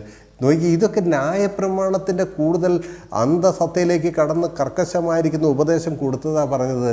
അങ്ങനെ ഈ ജീവിതത്തിൻ്റെ വിശുദ്ധിയെ, ന്യായപ്രമാണത്തിൻ്റെ കൽപ്പനകളെ പാലിക്കാത്തവരാരും എന്തു ചെയ്യില്ല?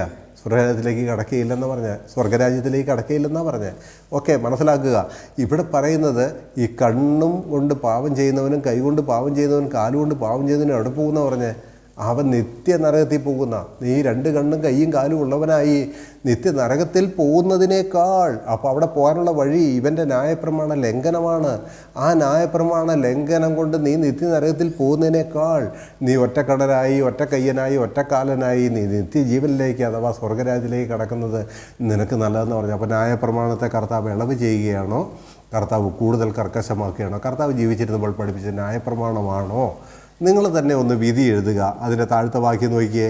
ആരെങ്കിലും ഭാര്യ ഉപേക്ഷിച്ചാൽ അവൾക്ക് ഉപേക്ഷണ പത്രം കൊടുക്കട്ടെ എന്ന് അരുളി ചെയ്തിട്ടുണ്ടല്ലോ. ഞാനോ നിങ്ങളോട് പറയുന്നത്, പരസംഗം ഹേതുവായിട്ടല്ലാതെ ഭാര്യ ഉപേക്ഷിക്കുന്നവനെല്ലാം അവളെ കൊണ്ട് വ്യഭിചാരം ചെയ്യിക്കുന്നു. ഉപേക്ഷിച്ചവൾ ആരെങ്കിലും വിവാഹം കഴിച്ചാൽ വ്യഭിചാരം ചെയ്യുന്നു. കർത്താവ് പറഞ്ഞത് ഒരു ന്യായപ്രമാണത്തിൻ്റെ നിയമം പറഞ്ഞ്, പരസംഗം ഹേതുവായിട്ട് ഭാര്യ ഉപേക്ഷിക്കാം എന്നാ. അത് ന്യായപ്രമാണത്തിൽ പറഞ്ഞത് ഭാര്യ ഉപേക്ഷിക്കുന്നു, ഉപേക്ഷണ പത്രം കൊടുക്കട്ടെ എന്ന് മോശ പറഞ്ഞതിൻ്റെ അർത്ഥം എന്താണെന്നറിയാമോ? ഇവൾ പരസംഗം ചെയ്യുന്നത് ഞാൻ എൻ്റെ കണ്ണാലെ കണ്ടു, അതുകൊണ്ട് ഞാൻ ഇവളെ ഉപേക്ഷിക്കുന്നു എന്ന് പറഞ്ഞ് അവൻ സാക്ഷ്യപത്രം എഴുതി കൊടുത്ത് ഉപേക്ഷിക്കാമെന്നാണ്. അത് തന്നെയാണ് കർത്താവും പറഞ്ഞത്. പരസംഗ ഹേതുവായിട്ടല്ലാതെ ഭാര്യ ഉപേക്ഷിക്കുന്നവനെല്ലാം വ്യഭിചാരം ചെയ്യുന്നു, ഉപേക്ഷിച്ചവൾ വിവാഹം കഴിക്കുന്നവന് വ്യഭിചാരം ചെയ്യുന്നു. ന്യായപ്രമാണത്തിലെ കൽപ്പനയെ കർത്താവോട് പറഞ്ഞ് പൗലോസ് എന്താ ഇതിനെക്കുറിച്ച് പുതിയ നിയമത്തിൽ പറഞ്ഞത്? കൊരിന്ത്യർ ലേഖനം 7-ാം അധ്യായം ഞാനൊന്നും വായിക്കുന്നില്ല. അവിടെ പറഞ്ഞത് ഭാര്യയെ ഏത് വിധത്തിലും ഭാര്യ ഉപേക്ഷിക്കരുത് എന്ന് തന്നെയാണ് പൗലോസ് പറഞ്ഞത് എന്നുള്ളത് നിങ്ങൾ വളരെ വ്യക്തമായിട്ട് മനസ്സിലാക്കണം. പൗലോസ് പറഞ്ഞത് നീ ഭാര്യയുമായിട്ട് ബന്ധിക്കപ്പെട്ടിരിക്കുന്നുവോ, വേർപാട് അന്വേഷിക്കരുത്. ഭാര്യ ഭർത്താവിനോട് വേർപിരിയരുത്, കൂടെ താമസിക്കണം. ഭർത്താവ് അവിശ്വാസിയാണെങ്കിൽ പോലും അവന് മനസ്സുണ്ടെങ്കിൽ നീ അവൻ്റെ കൂടെ തന്നെ താമസിക്കണം. വേർപിരിഞ്ഞുവെങ്കിലോ മറ്റൊരു വിവാഹം കഴിക്കരുത് എന്നാണ് പറഞ്ഞിരിക്കുന്നത്. ആ വിധത്തിലാണ് പുതിയ നിയമത്തിൽ പൗലോസിലൂടെ ഇതേ കർത്താവ് നമ്മളോട് സംസാരിച്ചത്. ഇവിടെ കർത്താവ് പറഞ്ഞത് ഉപേക്ഷണ പത്രം എഴുതി കൊടുത്ത് പരസംഗ ഹേതുവായിട്ട് ഉപേക്ഷിക്കാമെന്നാണ്. ഇതൊക്കെ കർത്താവ് പഠിപ്പിച്ച ന്യായപ്രമാണമാണ്. എന്നിട്ട് അതാണോ നിങ്ങൾ ആചരിക്കുന്നത്? കർത്താവ് പഠിപ്പിച്ച ന്യായപ്രമാണമല്ലേ? നിങ്ങൾ തന്നെ ഒന്ന് വിധി എഴുതുക പ്രിയമുള്ളവരെ. ലൂക്കോസിൻ്റെ സുവിശേഷം ഇവിടെയൊക്കെ കുറേ വാക്യങ്ങൾ വായിക്കാനുണ്ട്.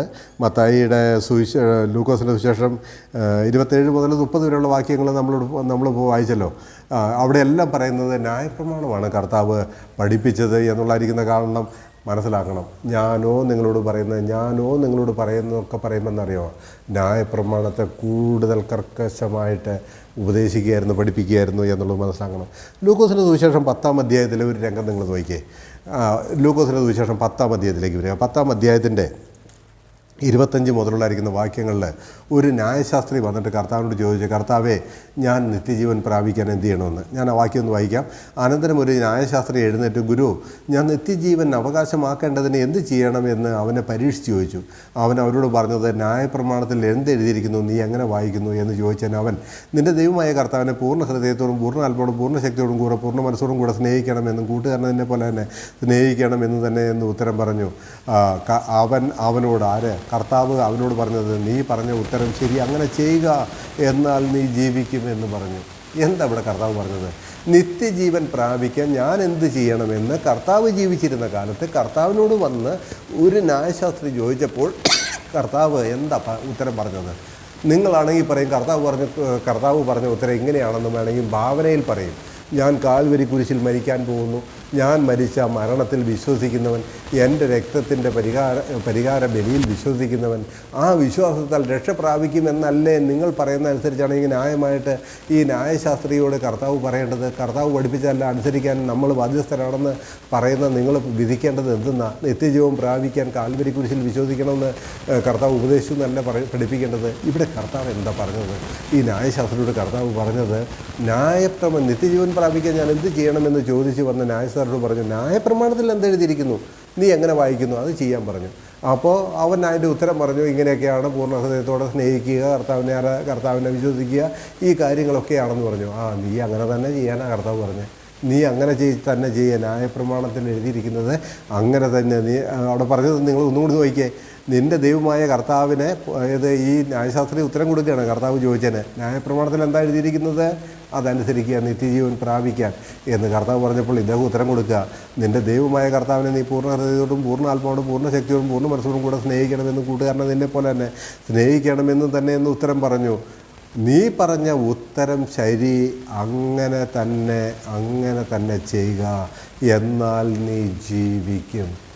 കർത്താവ് പഠിപ്പിച്ചത് 3.5 വർഷക്കാലം ന്യായപ്രമാണം ഒഴിവാക്കിയിട്ട് ഉള്ള കാര്യമാണോ പഠിപ്പിച്ചത്?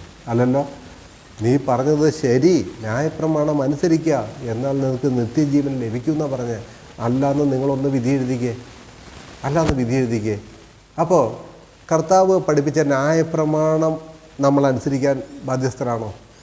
ന്യായപ്രമാണത്താൽ നമുക്ക് രക്ഷപ്പെടാൻ പറ്റുമോ? ജാതികളായി നമുക്ക് രക്ഷപ്പെടാൻ പറ്റുമോ? ന്യായപ്രമാണം നമ്മളോട് പറഞ്ഞിരിക്കുന്ന കാര്യമാണോ? ഇതിൽ കൂടുതൽ എങ്ങനെയാണ് ഞാൻ വ്യക്തമാക്കി തരേണ്ടത്? എൻ്റെ പ്രിയമുള്ളവരെ, കർത്താവ് യഹൂദ പശ്ചാത്തലത്തിൽ യഹൂദന്മാരെ പഠിപ്പിച്ചതാണ് ആ 3.5 കൊല്ലം.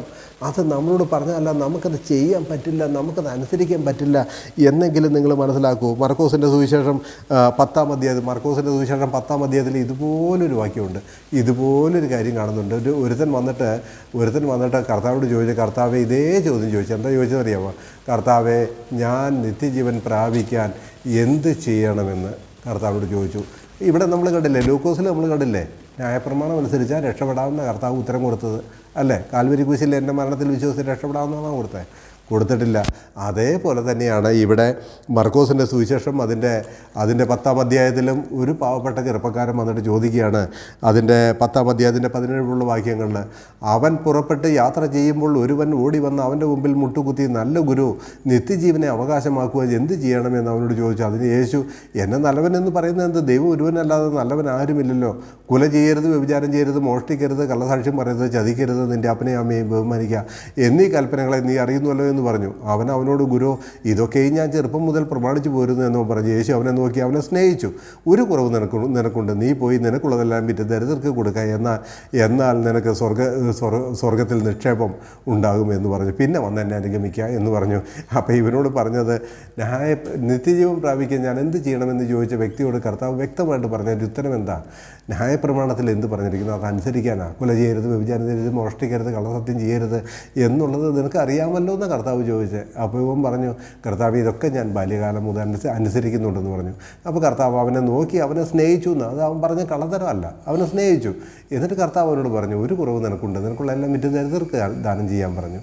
എൻ്റെ പ്രിയമുള്ളവരെ, ഇതല്ലേ കർത്താവ് പഠിപ്പിച്ചത്? ന്യായപ്രമാണമല്ലേ പഠിപ്പിച്ചത്? അപ്പോൾ കർത്താവ് പഠിപ്പിച്ചായിരിക്കുന്ന ഈ കാര്യങ്ങൾ നമുക്ക് അനുസരിക്കാനായിട്ട് പറ്റുമോ എന്നുള്ളത് നിങ്ങൾ തന്നെ ചിന്തിക്കുക. ന്യായപ്രമാണം അനുസരിച്ചാണോ നമ്മൾ രക്ഷ പ്രാപിക്കുന്നത്? ഇതെന്താ ഈ തരംതിരിച്ച് പഠിക്കാൻ പറ്റാത്തത് മനുഷ്യന് എന്നുള്ളത് ഞാൻ അതിശയത്തോടു കൂടെ ഓർക്കുകയാണ്. അപ്പോൾ നിത്യജീവൻ പ്രാപിക്കാൻ കർത്താവ് 3.5 വർഷം പഠിപ്പിച്ചത് ന്യായപ്രമാണം അനുസരിക്കാനാണ്. എല്ലാവരോടും പഠിപ്പിച്ചത് ന്യായപ്രമാണം അനുസരിക്കാനാണ്. എന്നിട്ട് അവരോട് പറഞ്ഞു, നിനക്കുള്ളതെല്ലാം വിറ്റ് ദരിദ്രർക്ക് ദാനം ചെയ്യുക, എന്നിട്ട് വന്ന് എന്നെ അനുഗമിക്കാൻ പറഞ്ഞു. നമ്മളെക്കൊണ്ട് പറ്റുമോ?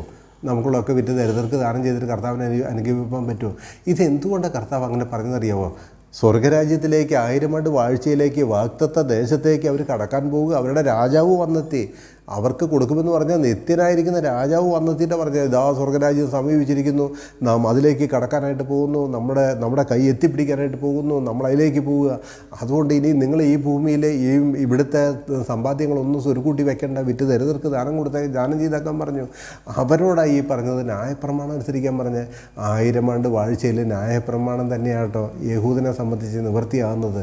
അത് ആകാശവും ഭൂമിയും ഉള്ളിടത്തോളം കാലം ഒഴിഞ്ഞു പോകുകയില്ലെന്ന് പറഞ്ഞ് അതുകൊണ്ടാണ് കർത്താവ് പറഞ്ഞത് 1000 ആണ്ട് വാഴ്ചയിലും ഇതേ ന്യായപ്രമാണം നിവർത്തിക്കപ്പെടും, നടത്തപ്പെടും എന്നുള്ളത് നിങ്ങൾ മനസ്സിലാക്കുക. എന്തുകൊണ്ട് എന്നുള്ളതൊക്കെ ഞാൻ പല വീഡിയോകളിൽ പറഞ്ഞിട്ടുണ്ട്. തുടർന്ന് ചില വീഡിയോകളിൽ ഞാൻ ആ കാര്യങ്ങളും പറയാം, എന്തുകൊണ്ട് ന്യായപ്രമാണം അവിടെ അനുസരിക്കേണ്ടി വരുന്നു എന്നുള്ളത് നിങ്ങൾ മനസ്സിലാക്കണം. അപ്പോൾ നിങ്ങൾക്ക് ഇത്രയും കാര്യങ്ങൾ മനസ്സിലായല്ലോ. അതായത് കർത്താവായി യേശുക്രിസ്തു ജീവിച്ചിരുന്നപ്പോൾ പറഞ്ഞത് ഉപദേശിച്ചുമായിരിക്കുന്ന കാര്യങ്ങൾ എന്താണ്? ന്യായപ്രമാണമാണ്.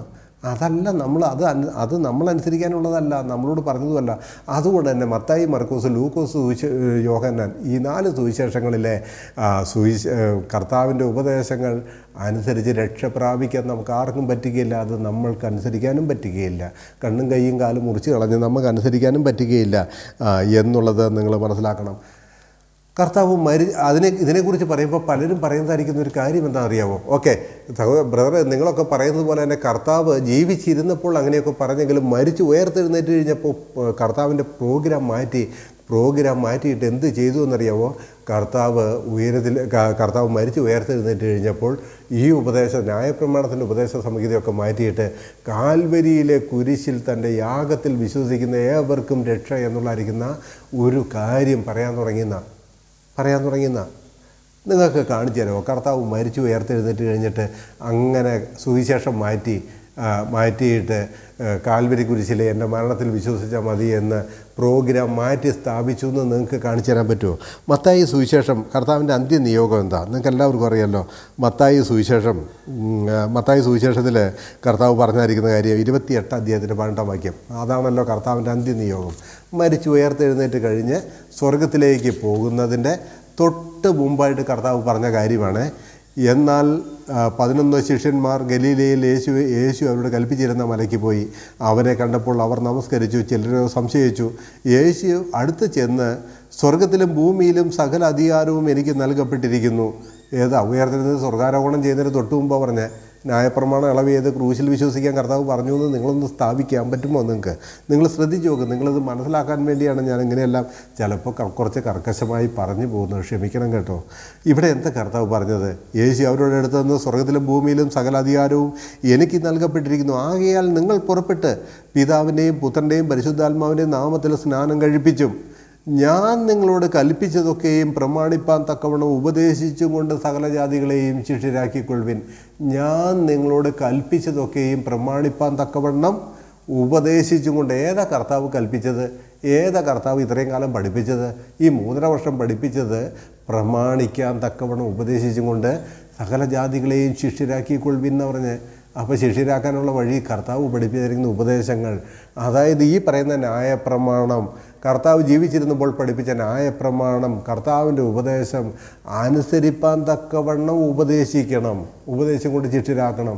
ഇതെന്താ ഈ അന്ത്യനിയോഗം പറയുമ്പോൾ ഇതിനാരും ഊന്നൽ കൊടുക്കാതെ? കർത്താവ് എന്താ പഠിപ്പിച്ചത്? ന്യായപ്രമാണമാണോ അതെയോ ക്രൂശ് മരണമാണോ? എന്താ പഠിപ്പിച്ചതെന്ന് എന്താ ആരും പറഞ്ഞു തരാത്തത്? കർത്താവ് പഠിപ്പിച്ചത് ന്യായപ്രമാണമാണ്. ആ ന്യായപ്രമാണം അനുസരിക്കുന്നവരെ ശിഷ്യരാക്കാനാണ്, അനുസരിപ്പാൻ തക്കവണ്ണം ഉപദേശിച്ചുകൊണ്ട് ശിഷ്യരാക്കാനാണ് കർത്താവ് അന്ത്യനിയോഗം കൊടുത്തത് എന്നുള്ളത് നിങ്ങൾ മനസ്സിലാക്കണം. അതുപോലെ തന്നെ മത്തായി സുവിശേഷം 7-ാം അധ്യായത്തിലേക്ക് വരുമ്പോൾ കർത്താവ് പറഞ്ഞതായിരിക്കുന്ന കാര്യം, അത് അന്ത്യനിയോഗമല്ല, കർത്താവ് ജീവിച്ചിരുന്നപ്പോൾ പറഞ്ഞിരിക്കുന്ന കാര്യമാണ്. മത്തായി സുവിശേഷം അതിൻ്റെ 7-ാം അധ്യായത്തിലേക്ക് വരുമ്പോൾ നമ്മൾ കാണുന്നത് എന്താണെന്നറിയാമോ? ഞാൻ ആ വേദഭാഗം ഒന്ന് വായിക്കട്ടെ. അതിൻ്റെ 24 മുതലുള്ളായിരിക്കുന്ന വാക്യങ്ങൾ. ആകയാൽ എൻ്റെ ഈ വചനങ്ങളെ കേട്ട് ചെയ്യുന്നവനൊക്കെയും പാറമേൽ വീട് പണിത ബുദ്ധിയുള്ള മനുഷ്യനോട് തുല്യനാകും. എൻ്റെ ഈ വചനങ്ങളെ കേട്ട് ചെയ്യുന്നവനൊക്കെയും ബുദ്ധിയുള്ള മനുഷ്യനായിരിക്കും. എൻ്റെ ഈ വചനങ്ങൾ ഏതാ? ന്യായപ്രമാണം. ആ ന്യായപ്രമാണം കേട്ട് ചെയ്യുന്നവനൊക്കെ ബുദ്ധിയുള്ള മനുഷ്യനായിരിക്കും. ഇതൊക്കെ എടുത്ത് ഈ കാലത്തെ ഉപദേശകന്മാർ ഘോരം പ്രസംഗിച്ചിട്ടുണ്ട്, എന്നെയും പഠിപ്പിച്ചിട്ടുണ്ട്. നമ്മളങ്ങനെ കർത്താവിൻ്റെ വചനമനുസരിച്ച് പാറമേൽ അടിസ്ഥാനമിട്ട് പണിയണം. അതാട്ടോ ഇവിടെ പറയുന്നത്. അത് നിങ്ങൾ ശ്രദ്ധിക്കുക. ആകയാൽ എൻ്റെ ഈ വചനങ്ങളെ കേട്ട് ചെയ്യുന്നവനൊക്കെയും പാറമേൽ വീട് പണിത ബുദ്ധിയുള്ള മനുഷ്യനോട് തുല്യനാകും. വൻമഴ ചൊരിഞ്ഞു, നദികൾ പൊങ്ങി, കാറ്റടിച്ചു, ആ വീട്ടിന്മേൽ അലച്ചു, അത് പാറമേൽ അടിസ്ഥാനമുള്ളതാകിയാൽ വീണില്ല. എൻ്റെ ഈ വചനങ്ങളെ കേട്ട് ചെയ്യാത്തവനൊക്കെയും മണൽമേൽ വീട് പണിത മനുഷ്യനോട് തുല്യനാകുന്നു. വൻമഴ ചൊരിഞ്ഞു, നദികൾ പൊങ്ങി, കാറ്റടിച്ചു, ആ വീട്ടിന്മേൽ അലച്ചു, അത് വീണു, അതിൻ്റെ വീഴ്ച വലിയതായിരുന്നു. എൻ്റെ ഈ വചനങ്ങളെ കേട്ട് ചെയ്യുക എന്നുള്ളതിനെക്കുറിച്ച് ഇന്നത്തെ സുവിശേഷകന്മാരൊക്കെ പ്രസംഗിക്കുന്നതെന്നറിയാമോ? അയ്യോ, കർത്താവ് പറഞ്ഞത് അങ്ങനെ തന്നെ പാലിക്കുന്നവനാണ് പാറമേൽ അടിസ്ഥാനമിട്ട് വീട് പണിയുന്നവൻ, അല്ലാത്തവനൊക്കെയും മണൽമേൽ അടിസ്ഥാനമിട്ട് വീട് പണിതവനാണ്. ഇവിടെ നിങ്ങളിതൊന്ന് ശ്രദ്ധിക്കുക. കർത്താവ് പറഞ്ഞ എൻ്റെ ഈ വചനങ്ങൾ എന്ന് പറഞ്ഞാൽ ഏത് വചനങ്ങളാണ്? 3.5 വർഷം കർത്താവ് തൻ്റെ ശിഷ്യഗണത്തെ യഹൂദന്മാരെ പഠിപ്പിച്ചതായിരിക്കുന്ന കാര്യങ്ങൾ, അഥവാ ന്യായപ്രമാണം. ഈ കർത്താവ് പഠിപ്പിച്ചായിരിക്കുന്ന ആ ന്യായപ്രമാണത്തിൻ്റെ അന്തസത്ത, കർക്കശമായിരിക്കുന്ന ന്യായപ്രമാണത്തിൻ്റെ ഉപദേശങ്ങൾ കേട്ടനുസരിക്കുന്നവരൊക്കെ പാറമേൽ വീട് പണിതവന് തുല്യനാകുമെന്നാണ് പറഞ്ഞത്. അപ്പോൾ കർത്താവ് പറഞ്ഞ കാര്യങ്ങൾ മരണത്തിന് ശേഷം കർത്താവ് തിരുത്തി പറഞ്ഞു എന്ന് നിങ്ങൾക്ക് തെളിയിക്കാൻ പറ്റുമോ?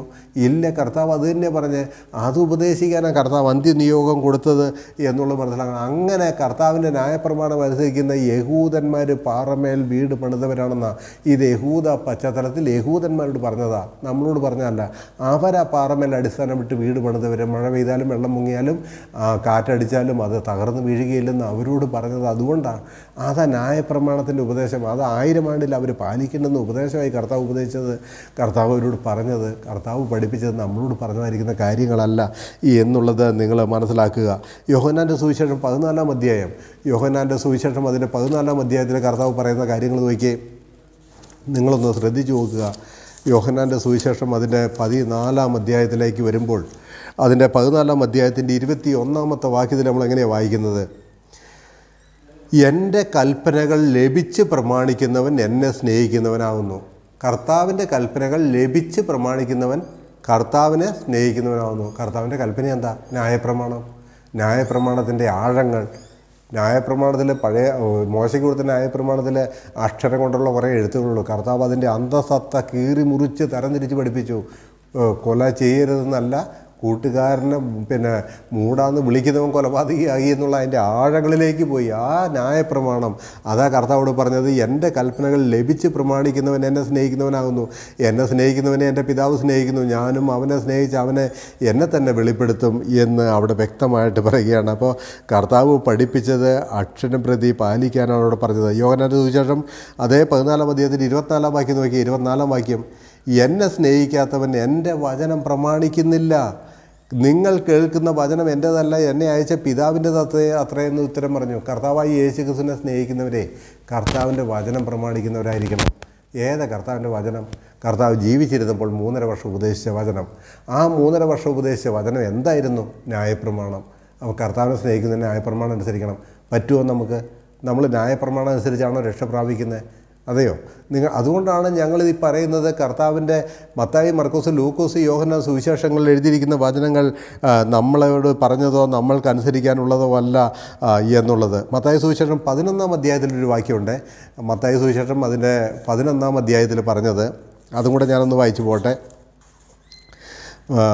മത്തായി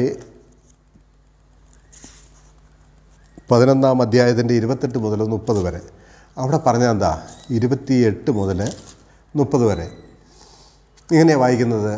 അധ്വാനിക്കുന്നവരും ഭാരം ചുമക്കുന്നവരുമായുള്ളവരെ എൻ്റെ അടുക്കൽ വരുവിൻ, ഞാൻ നിങ്ങളെ ആശ്വസിപ്പിക്കും. ഇത് കേട്ടിട്ട് ഒരുപാട് പേര് പറഞ്ഞു, അപ്പോൾ ഈ ഉപദേശം നമ്മളോടല്ലേ? അധ്വാനിക്കുന്നവരും ഭാരം ചുമക്കുന്നവരെ ക്ഷണിച്ചിരിക്കുന്നത് നമ്മളോടല്ലേ? ചോദിക്കുന്നതാണ്, പലരും ചോദിക്കുന്ന ഒരു കാര്യമാണ്.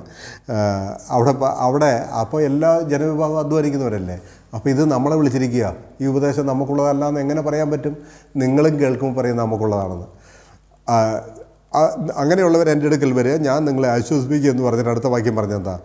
ഞാൻ സൗമ്യതയും താഴ്മയും ഉള്ളവനാകിയാൽ എൻ്റെ നുകമേറ്റുകൊണ്ട് എന്നോട് പഠിപ്പിൻ, എന്നാൽ നിങ്ങളുടെ ആത്മാക്കൾക്ക് ആശ്വാസം കിട്ടും. എൻ്റെ നുകം മൃദുവും എൻ്റെ ചുമട് ലഘുവുമാകുന്നു. എൻ്റെ നുകം ഏറ്റുകൊണ്ട് എന്നോട് പഠിക്കാൻ പറഞ്ഞാൽ എന്താ അർത്ഥം? കർത്താവിൻ്റെ ഉപദേശങ്ങൾ സ്വീകരിച്ച് അത് അനുസരിക്കാനാണ് പറഞ്ഞത്. അത് വലിയ കടുപ്പമുള്ളതല്ലെന്ന് പറഞ്ഞ് അവരെ സംബന്ധിച്ച് അത് 1000 ആണ്ടിലേക്ക് കടക്കാൻ പോകുന്ന ദൈവരാജ്യം സമീപിച്ചിരിക്കുന്നു എന്നുള്ളതാണല്ലോ ആ സുവിശേഷം. അതിലേക്ക് കടക്കാൻ പോകുന്നവരെ സംബന്ധിച്ച് അത് വലിയ ഭാരമുള്ള ചുമടല്ല. അത് ഏറ്റുകൊണ്ട് കർത്താവിനോട് പഠിക്കാനാണ് അവിടെ പറഞ്ഞത്. എൻ്റെ നുകം ഏറ്റുകൊണ്ട് പഠിക്കാനാണ് പറഞ്ഞത്, എൻ്റെ ചുമട് ചുമക്കാനാണ് പറഞ്ഞത്. അത് കർത്താവിൻ്റെ ഉപദേശ സംഹിതയാണ്. അപ്പോൾ കർത്താവ് അത് മാറ്റിയിട്ട് പുതിയ ഉയർത്തെഴുന്നേറ്റ് കഴിഞ്ഞപ്പോൾ പുതിയൊരു പ്രസംഗം നടത്തുകയും ന്യായപ്രമാണമൊക്കെ ഞാൻ നീക്കിക്കളഞ്ഞ് ഇനി ന്യായപ്രമാണം ആരും അനുസരിക്കേണ്ട, ഇനി കാൽവരിയിലെ കുരിശിലെ എൻ്റെ യാഗമരണത്തിൽ വിശ്വസിച്ച രക്ഷ പ്രാപിക്കാം. ഇത് കർത്താവ് പ്രസംഗിച്ചിട്ടില്ല, കർത്താവ് പറഞ്ഞിട്ടുമില്ല. ഇത് പ്രസംഗിച്ചതാരാണ്, ഇതാരാണ് ഉപദേശിച്ചത് എന്നുള്ളത് ഞാൻ നിങ്ങൾക്ക് താഴെ കാണിച്ചു തരാം, തെളിവ് കാണിച്ചു തരാം.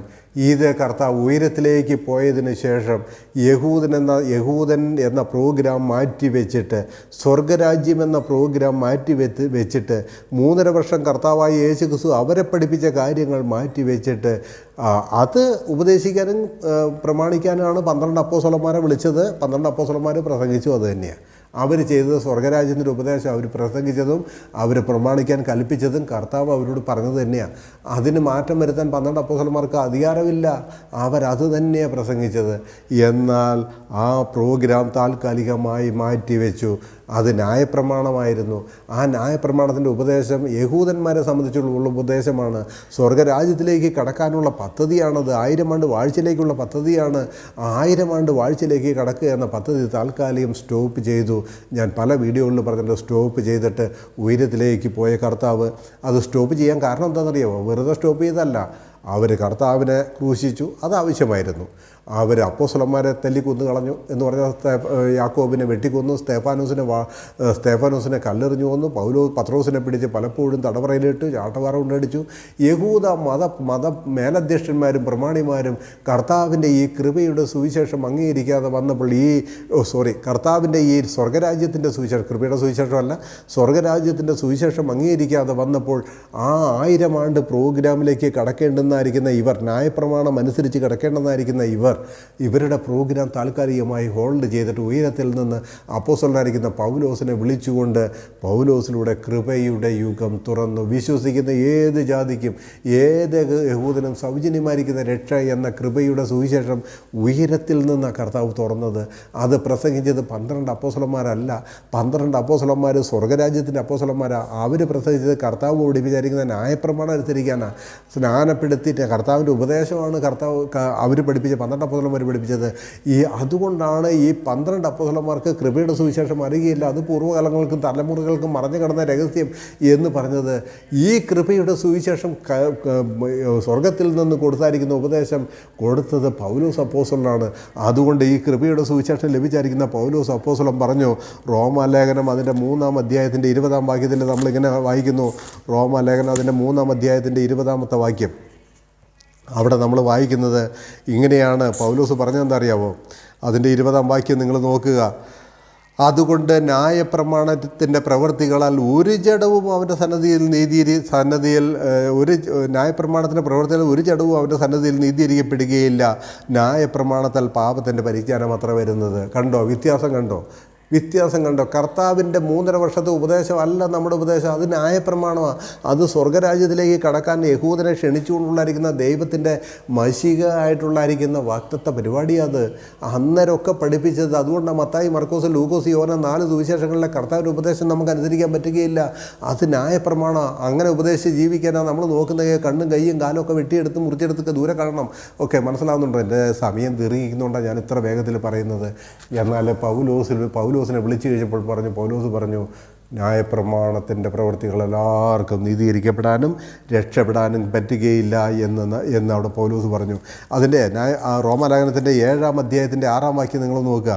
7-ാം അധ്യായത്തിൻ്റെ 6-ാം വാക്യം, ഇപ്പോഴോ നമ്മെ പിടിച്ചടക്കിയിരുന്ന ന്യായപ്രമാണം സംബന്ധിച്ച് മരിച്ചിരിക്കൊണ്ട് അക്ഷരത്തിൻ്റെ പഴക്കത്തിലല്ല ആത്മാവിൻ്റെ പുതുക്കത്തിൽ തന്നെ സേവിക്കേണ്ടതിന് നാം ന്യായപ്രമാണത്തിൽ നിന്ന് ഒഴിവുള്ളവരായിരിക്കുന്നു. ഏതാ? കർത്താവ് ഉപദേശിച്ച ഉപദേശങ്ങളിൽ നിന്ന് 3.5 വർഷം പഠിപ്പിച്ച ആ ഉപദേശങ്ങളിൽ നാം ഒഴിവുള്ളവരായിരിക്കുന്നു. ന്യായപ്രമാണത്തിൻ്റെ ഉപദേശങ്ങളിൽ നിന്ന് നാം ഒഴിവുള്ളവരായിരിക്കുന്നു എന്നാണ് അവിടെ നമ്മൾ വായിക്കുന്നത്. ഗലാത്യ ലേഖനത്തിൽ പൗലോസ് പറയുന്നതായിരിക്കുന്ന 2 വാക്യം കൂടെ വായിച്ച് ഞാൻ വീഡിയോ അവസാനിപ്പിക്കാം. ഗലാത്യ ലേഖനത്തിൽ പൗലോസ് പറയുന്നതായിരിക്കുന്ന കാര്യം എന്താ അറിയാവോ? ഗലാത്യ ലേഖനം അതിൻ്റെ 2-ാം അധ്യായത്തിൻ്റെ 6-ാമത്തെ വാക്യം നിങ്ങളൊന്ന് ശ്രദ്ധിച്ചു നോക്കുക. ന്യായപ്രമാണത്തിന് ഗലാത്യ ലേഖനം 2-ാം അധ്യായം അതിൻ്റെ 16-ാമത്തെ വാക്യം, എന്നാൽ യേശു ക്രിസ്തുവിലുള്ള വിശ്വാസത്താൽ അല്ലാതെ ന്യായപ്രമാണത്തിൻ്റെ പ്രവൃത്തികളാൽ മനുഷ്യൻ നീതീകരിക്കപ്പെടുന്നില്ല എന്നറിഞ്ഞിരിക്കൊണ്ട് കർത്താവ് 3.5 വർഷം പഠിപ്പിച്ച് എന്താണെന്ന് നിങ്ങൾക്ക് മനസ്സിലായല്ലോ? ന്യായപ്രമാണം. ഇവിടെ പൗലോസ് എന്താ പറഞ്ഞത്? എന്നാൽ യേശു ക്രിസ്തുവിലുള്ള വിശ്വാസത്തിലല്ലാതെ ന്യായപ്രമാണത്തിൻ്റെ പ്രവൃത്തികളാൽ മനുഷ്യൻ നീതീകരിക്കപ്പെടുന്നില്ല എന്നറിഞ്ഞിരിക്കൊണ്ട് നാമും ന്യായപ്രമാണത്തിൻ്റെ പ്രവൃത്തികളല്ല ക്രിസ്തുവിലുള്ള വിശ്വാസത്താൽ തന്നെ നീതീകരിക്കപ്പെടേണ്ടതിന് ക്രിസ്തു യേശുവിൽ വിശ്വസിച്ചു. ന്യായപ്രമാണത്തിൻ്റെ പ്രവൃത്തികളാൽ ഒരു ജഡവും നീതീകരിക്കപ്പെടുകയില്ലല്ലോ. കർത്താവ് ഉപദേശിച്ച 3.5 വർഷം പഠിപ്പിച്ച കാര്യങ്ങൾ കൊണ്ട് ഒരു ജഡവും നീതീകരിക്കപ്പെടുകയില്ലല്ലോ. ന്യായപ്രമാണത്തിൻ്റെ പ്രവൃത്തികളാൽ ഒരു ജഡവും നീതീകരിക്കപ്പെടുകയില്ലല്ലോ എന്നാണോ വായിച്ചത്? ഗലാത്യ ലേഖനം 3-ാം അധ്യായത്തിൻ്റെ 10-ാം വാക്യം നോക്കിയേ. 3-ാം അധ്യായം 10-ാം വാക്യം, എന്നാൽ ന്യായപ്രമാണത്തിൻ്റെ പ്രവൃത്തിയിൽ ആശ്രയിക്കുന്ന ഏവനും ശാപത്തിന് കീഴിലാവുന്നു. ശപിക്കപ്പെട്ടവൻ എന്നാണ് അവിടെ പറയുന്നത്. ന്യായപ്രമാണ പുസ്തകത്തിൽ എഴുതിയിരിക്കുന്നതൊക്കെയും ചെയ്യുവാൻ തക്കവണ്ണം അതിൽ നിലനിൽക്കാത്തവ എല്ലാം ശപിക്കപ്പെട്ടവൻ എന്ന് എഴുതിയിരിക്കുന്നുവല്ലോ എന്നാണ് 3-ന്റെ 10-ാം അധ്യായത്തിൽ വായിക്കുന്നത്. അതിൻ്റെ 11-ാം വാക്യം, എന്നാൽ ന്യായപ്രമാണത്താൽ ആരും ദൈവസന്നിധിയിൽ നീതീകരിക്കപ്പെടുന്നില്ല എന്നത് സ്പഷ്ടം എന്നാണ്.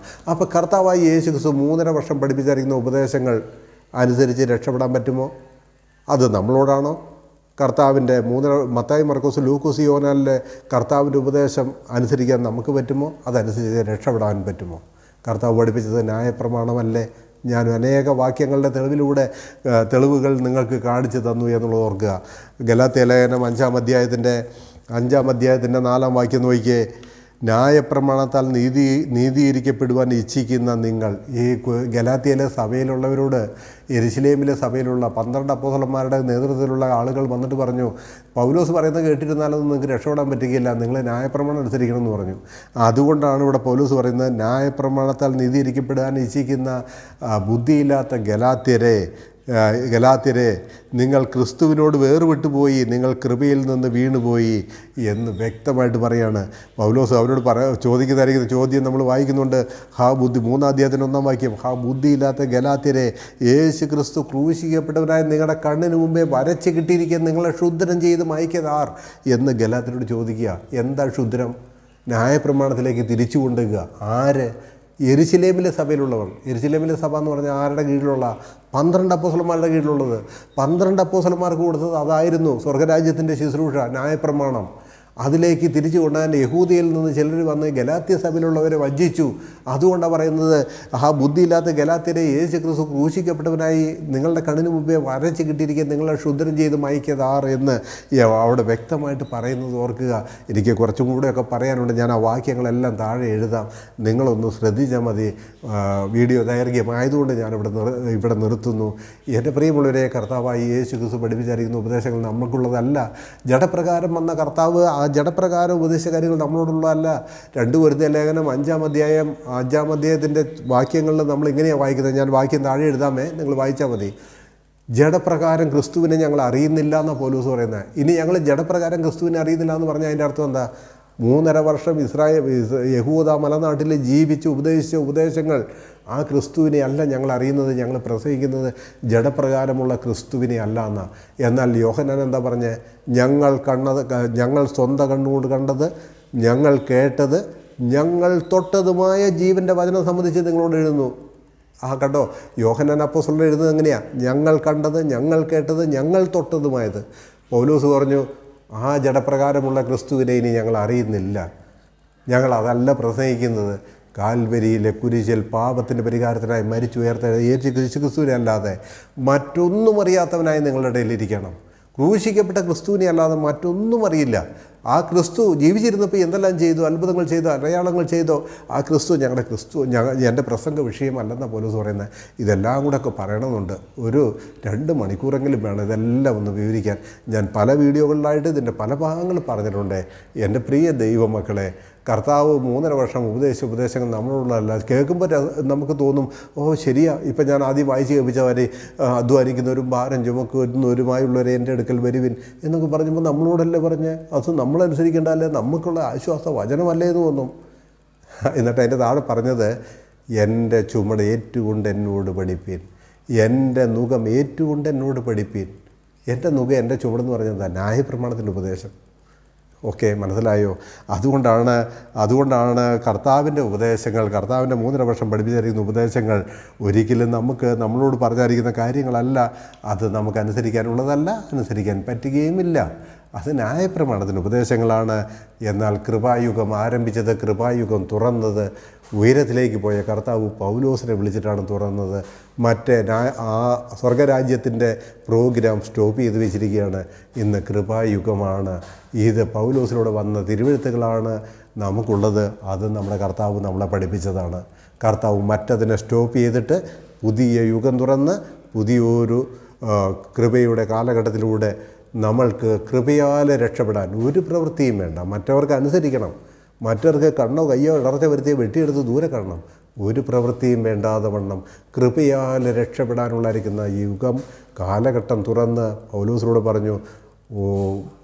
പ്രവൃത്തിയാലെങ്കിൽ എന്താണ് പൗലോസ് പറയുകയാണ്, കൃപയാലെങ്കിൽ പ്രവൃത്തിയാലല്ല, അല്ലെങ്കിൽ കൃപയല്ല. പൗലോസ് റോമാലേഖനത്തിൽ പറയുന്ന കാര്യങ്ങളാണ്. വിശ്വാസത്താലല്ലോ, കൃപയാലല്ലോ നിങ്ങൾ വിശ്വാസം മൂലം രക്ഷിക്കപ്പെട്ടിരിക്കുന്നത്. അതിനും ഒരു പ്രവൃത്തിയും കാരണമല്ല. കർത്താവ് 3.5 വർഷം പഠിപ്പിച്ചത് കൊല ചെയ്യരുത്, വ്യഭിചാരം ചെയ്യരുത്, മോഷ്ടിക്കരുത്, കള്ളസത്യം ചെയ്യരുത് എന്നിങ്ങനെയുള്ള കൽപ്പനകൾ നീ കേട്ടിട്ടുണ്ടല്ലോ. അതനുസരിക്കാൻ പറഞ്ഞു കർത്താവെ ഞാൻ ബാല്യകാലം മുതൽ അനുസരിക്കുന്നുണ്ട്. കർത്താവ് അവനെ നോക്കി, അവനെ സ്നേഹിച്ചിട്ട് പറഞ്ഞു, ഇനിയൊരു കുറവ് നിനക്കുണ്ട്, നിനക്കുള്ളതൊക്കെ വിറ്റ് ദരിദ്രർക്ക് ദാനം ചെയ്യാൻ. കർത്താവ് പറഞ്ഞതാണ് നമ്മൾ അനുസരിക്കുന്നതെന്ന് പറഞ്ഞാൽ നിങ്ങളെല്ലാം വിറ്റ് ദരിദ്രർക്ക് ദാനം ചെയ്യണ്ടേ? നിങ്ങളുടെ കണ്ണും കയ്യും കാലമൊക്കെ കൊത്തിമുറിച്ച് ദൂരെ കളയണ്ടേ? അല്ലേ? നിങ്ങൾ ശ്രദ്ധിക്കുക. അത് നമ്മളോട് പറഞ്ഞതല്ല. ഇതിൽ കൂടുതൽ എങ്ങനെ വ്യക്തമാക്കുമെന്ന് എനിക്കറിയില്ല. ക്ഷമയോടെ ഈ വീഡിയോ മുഴുവൻ കേൾക്കണേ. നിങ്ങളുടെ ആത്മാക്കൾ സത്യം മനസ്സിലാക്കി രക്ഷ പ്രാപിച്ച് കർത്താവിന് കൊള്ളാവുന്നവരായി നിൽക്കാനാണ് ഞാനിത് പറയുന്നത്. ഇന്നത്തെ ക്രിസ്തീയ ലോകത്തിൽ ഏത് ഉപദേശികളാണെങ്കിലും പറയുന്നത് കർത്താവ് പഠിപ്പിച്ചല്ല നമ്മളോട് വന്നും പറഞ്ഞാൽ പ്രസംഗിക്കുന്ന മുഴുവൻ എന്ന് പറഞ്ഞാൽ പെന്തക്കോസ് പാസ്റ്റർമാരാകട്ടെ, ബ്രദറിൻ്റെ ഉപദേശികളാകട്ടെ, അല്ലെങ്കിൽ മറ്റേത് സഭകളുടെ ആ വിധത്തിലുള്ള ഉപദേശികളാണ്, അവരൊക്കെ പറയുന്നത് കർത്താവിൻ്റെ 3.5 വർഷത്തെ പഠിപ്പിക്കൽ നമ്മളനുസരിക്കണമെന്നാണ്. ഞാൻ ഇത്രയും പറഞ്ഞ തെളിവുകൾ വെച്ച് നിങ്ങളൊന്ന് പറ, കർത്താവ് പഠിപ്പിച്ചത് നമുക്ക് അനുസരിക്കാൻ പറ്റുമോ? അതനുസരിച്ച് രക്ഷപ്പെടാൻ പറ്റുമോ? പൗലോസ് എന്താ കർത്താവ് പഠിപ്പിച്ചതിനെ എതിര് പഠിപ്പിച്ചത്? പൗലോസ് എന്താ എതിര് പഠിപ്പിച്ചത്? പൗലോസ് തെറ്റിപ്പോയിട്ടാണോ? അല്ല, ഇത് യുഗം വേറെയാണ്. കർത്താവ് ഉയരത്തിലേക്ക് പോയിട്ട് തുറന്ന കാലകൃപായുഗത്തിലാണ് നമ്മൾ ജീവിക്കുന്നത്. മനസ്സിലാക്കുക. ദൈവം എൻ്റെ കേൾവിക്കാരേവരെയും സഹായിക്കട്ടെ. എൻ്റെ കർത്താവിൻ്റെ പൊന്നു തിരുനാമം ഇന്നും എപ്പോഴും വാഴ്ത്തപ്പെടുമാറാകട്ടെ. ആമേൻ.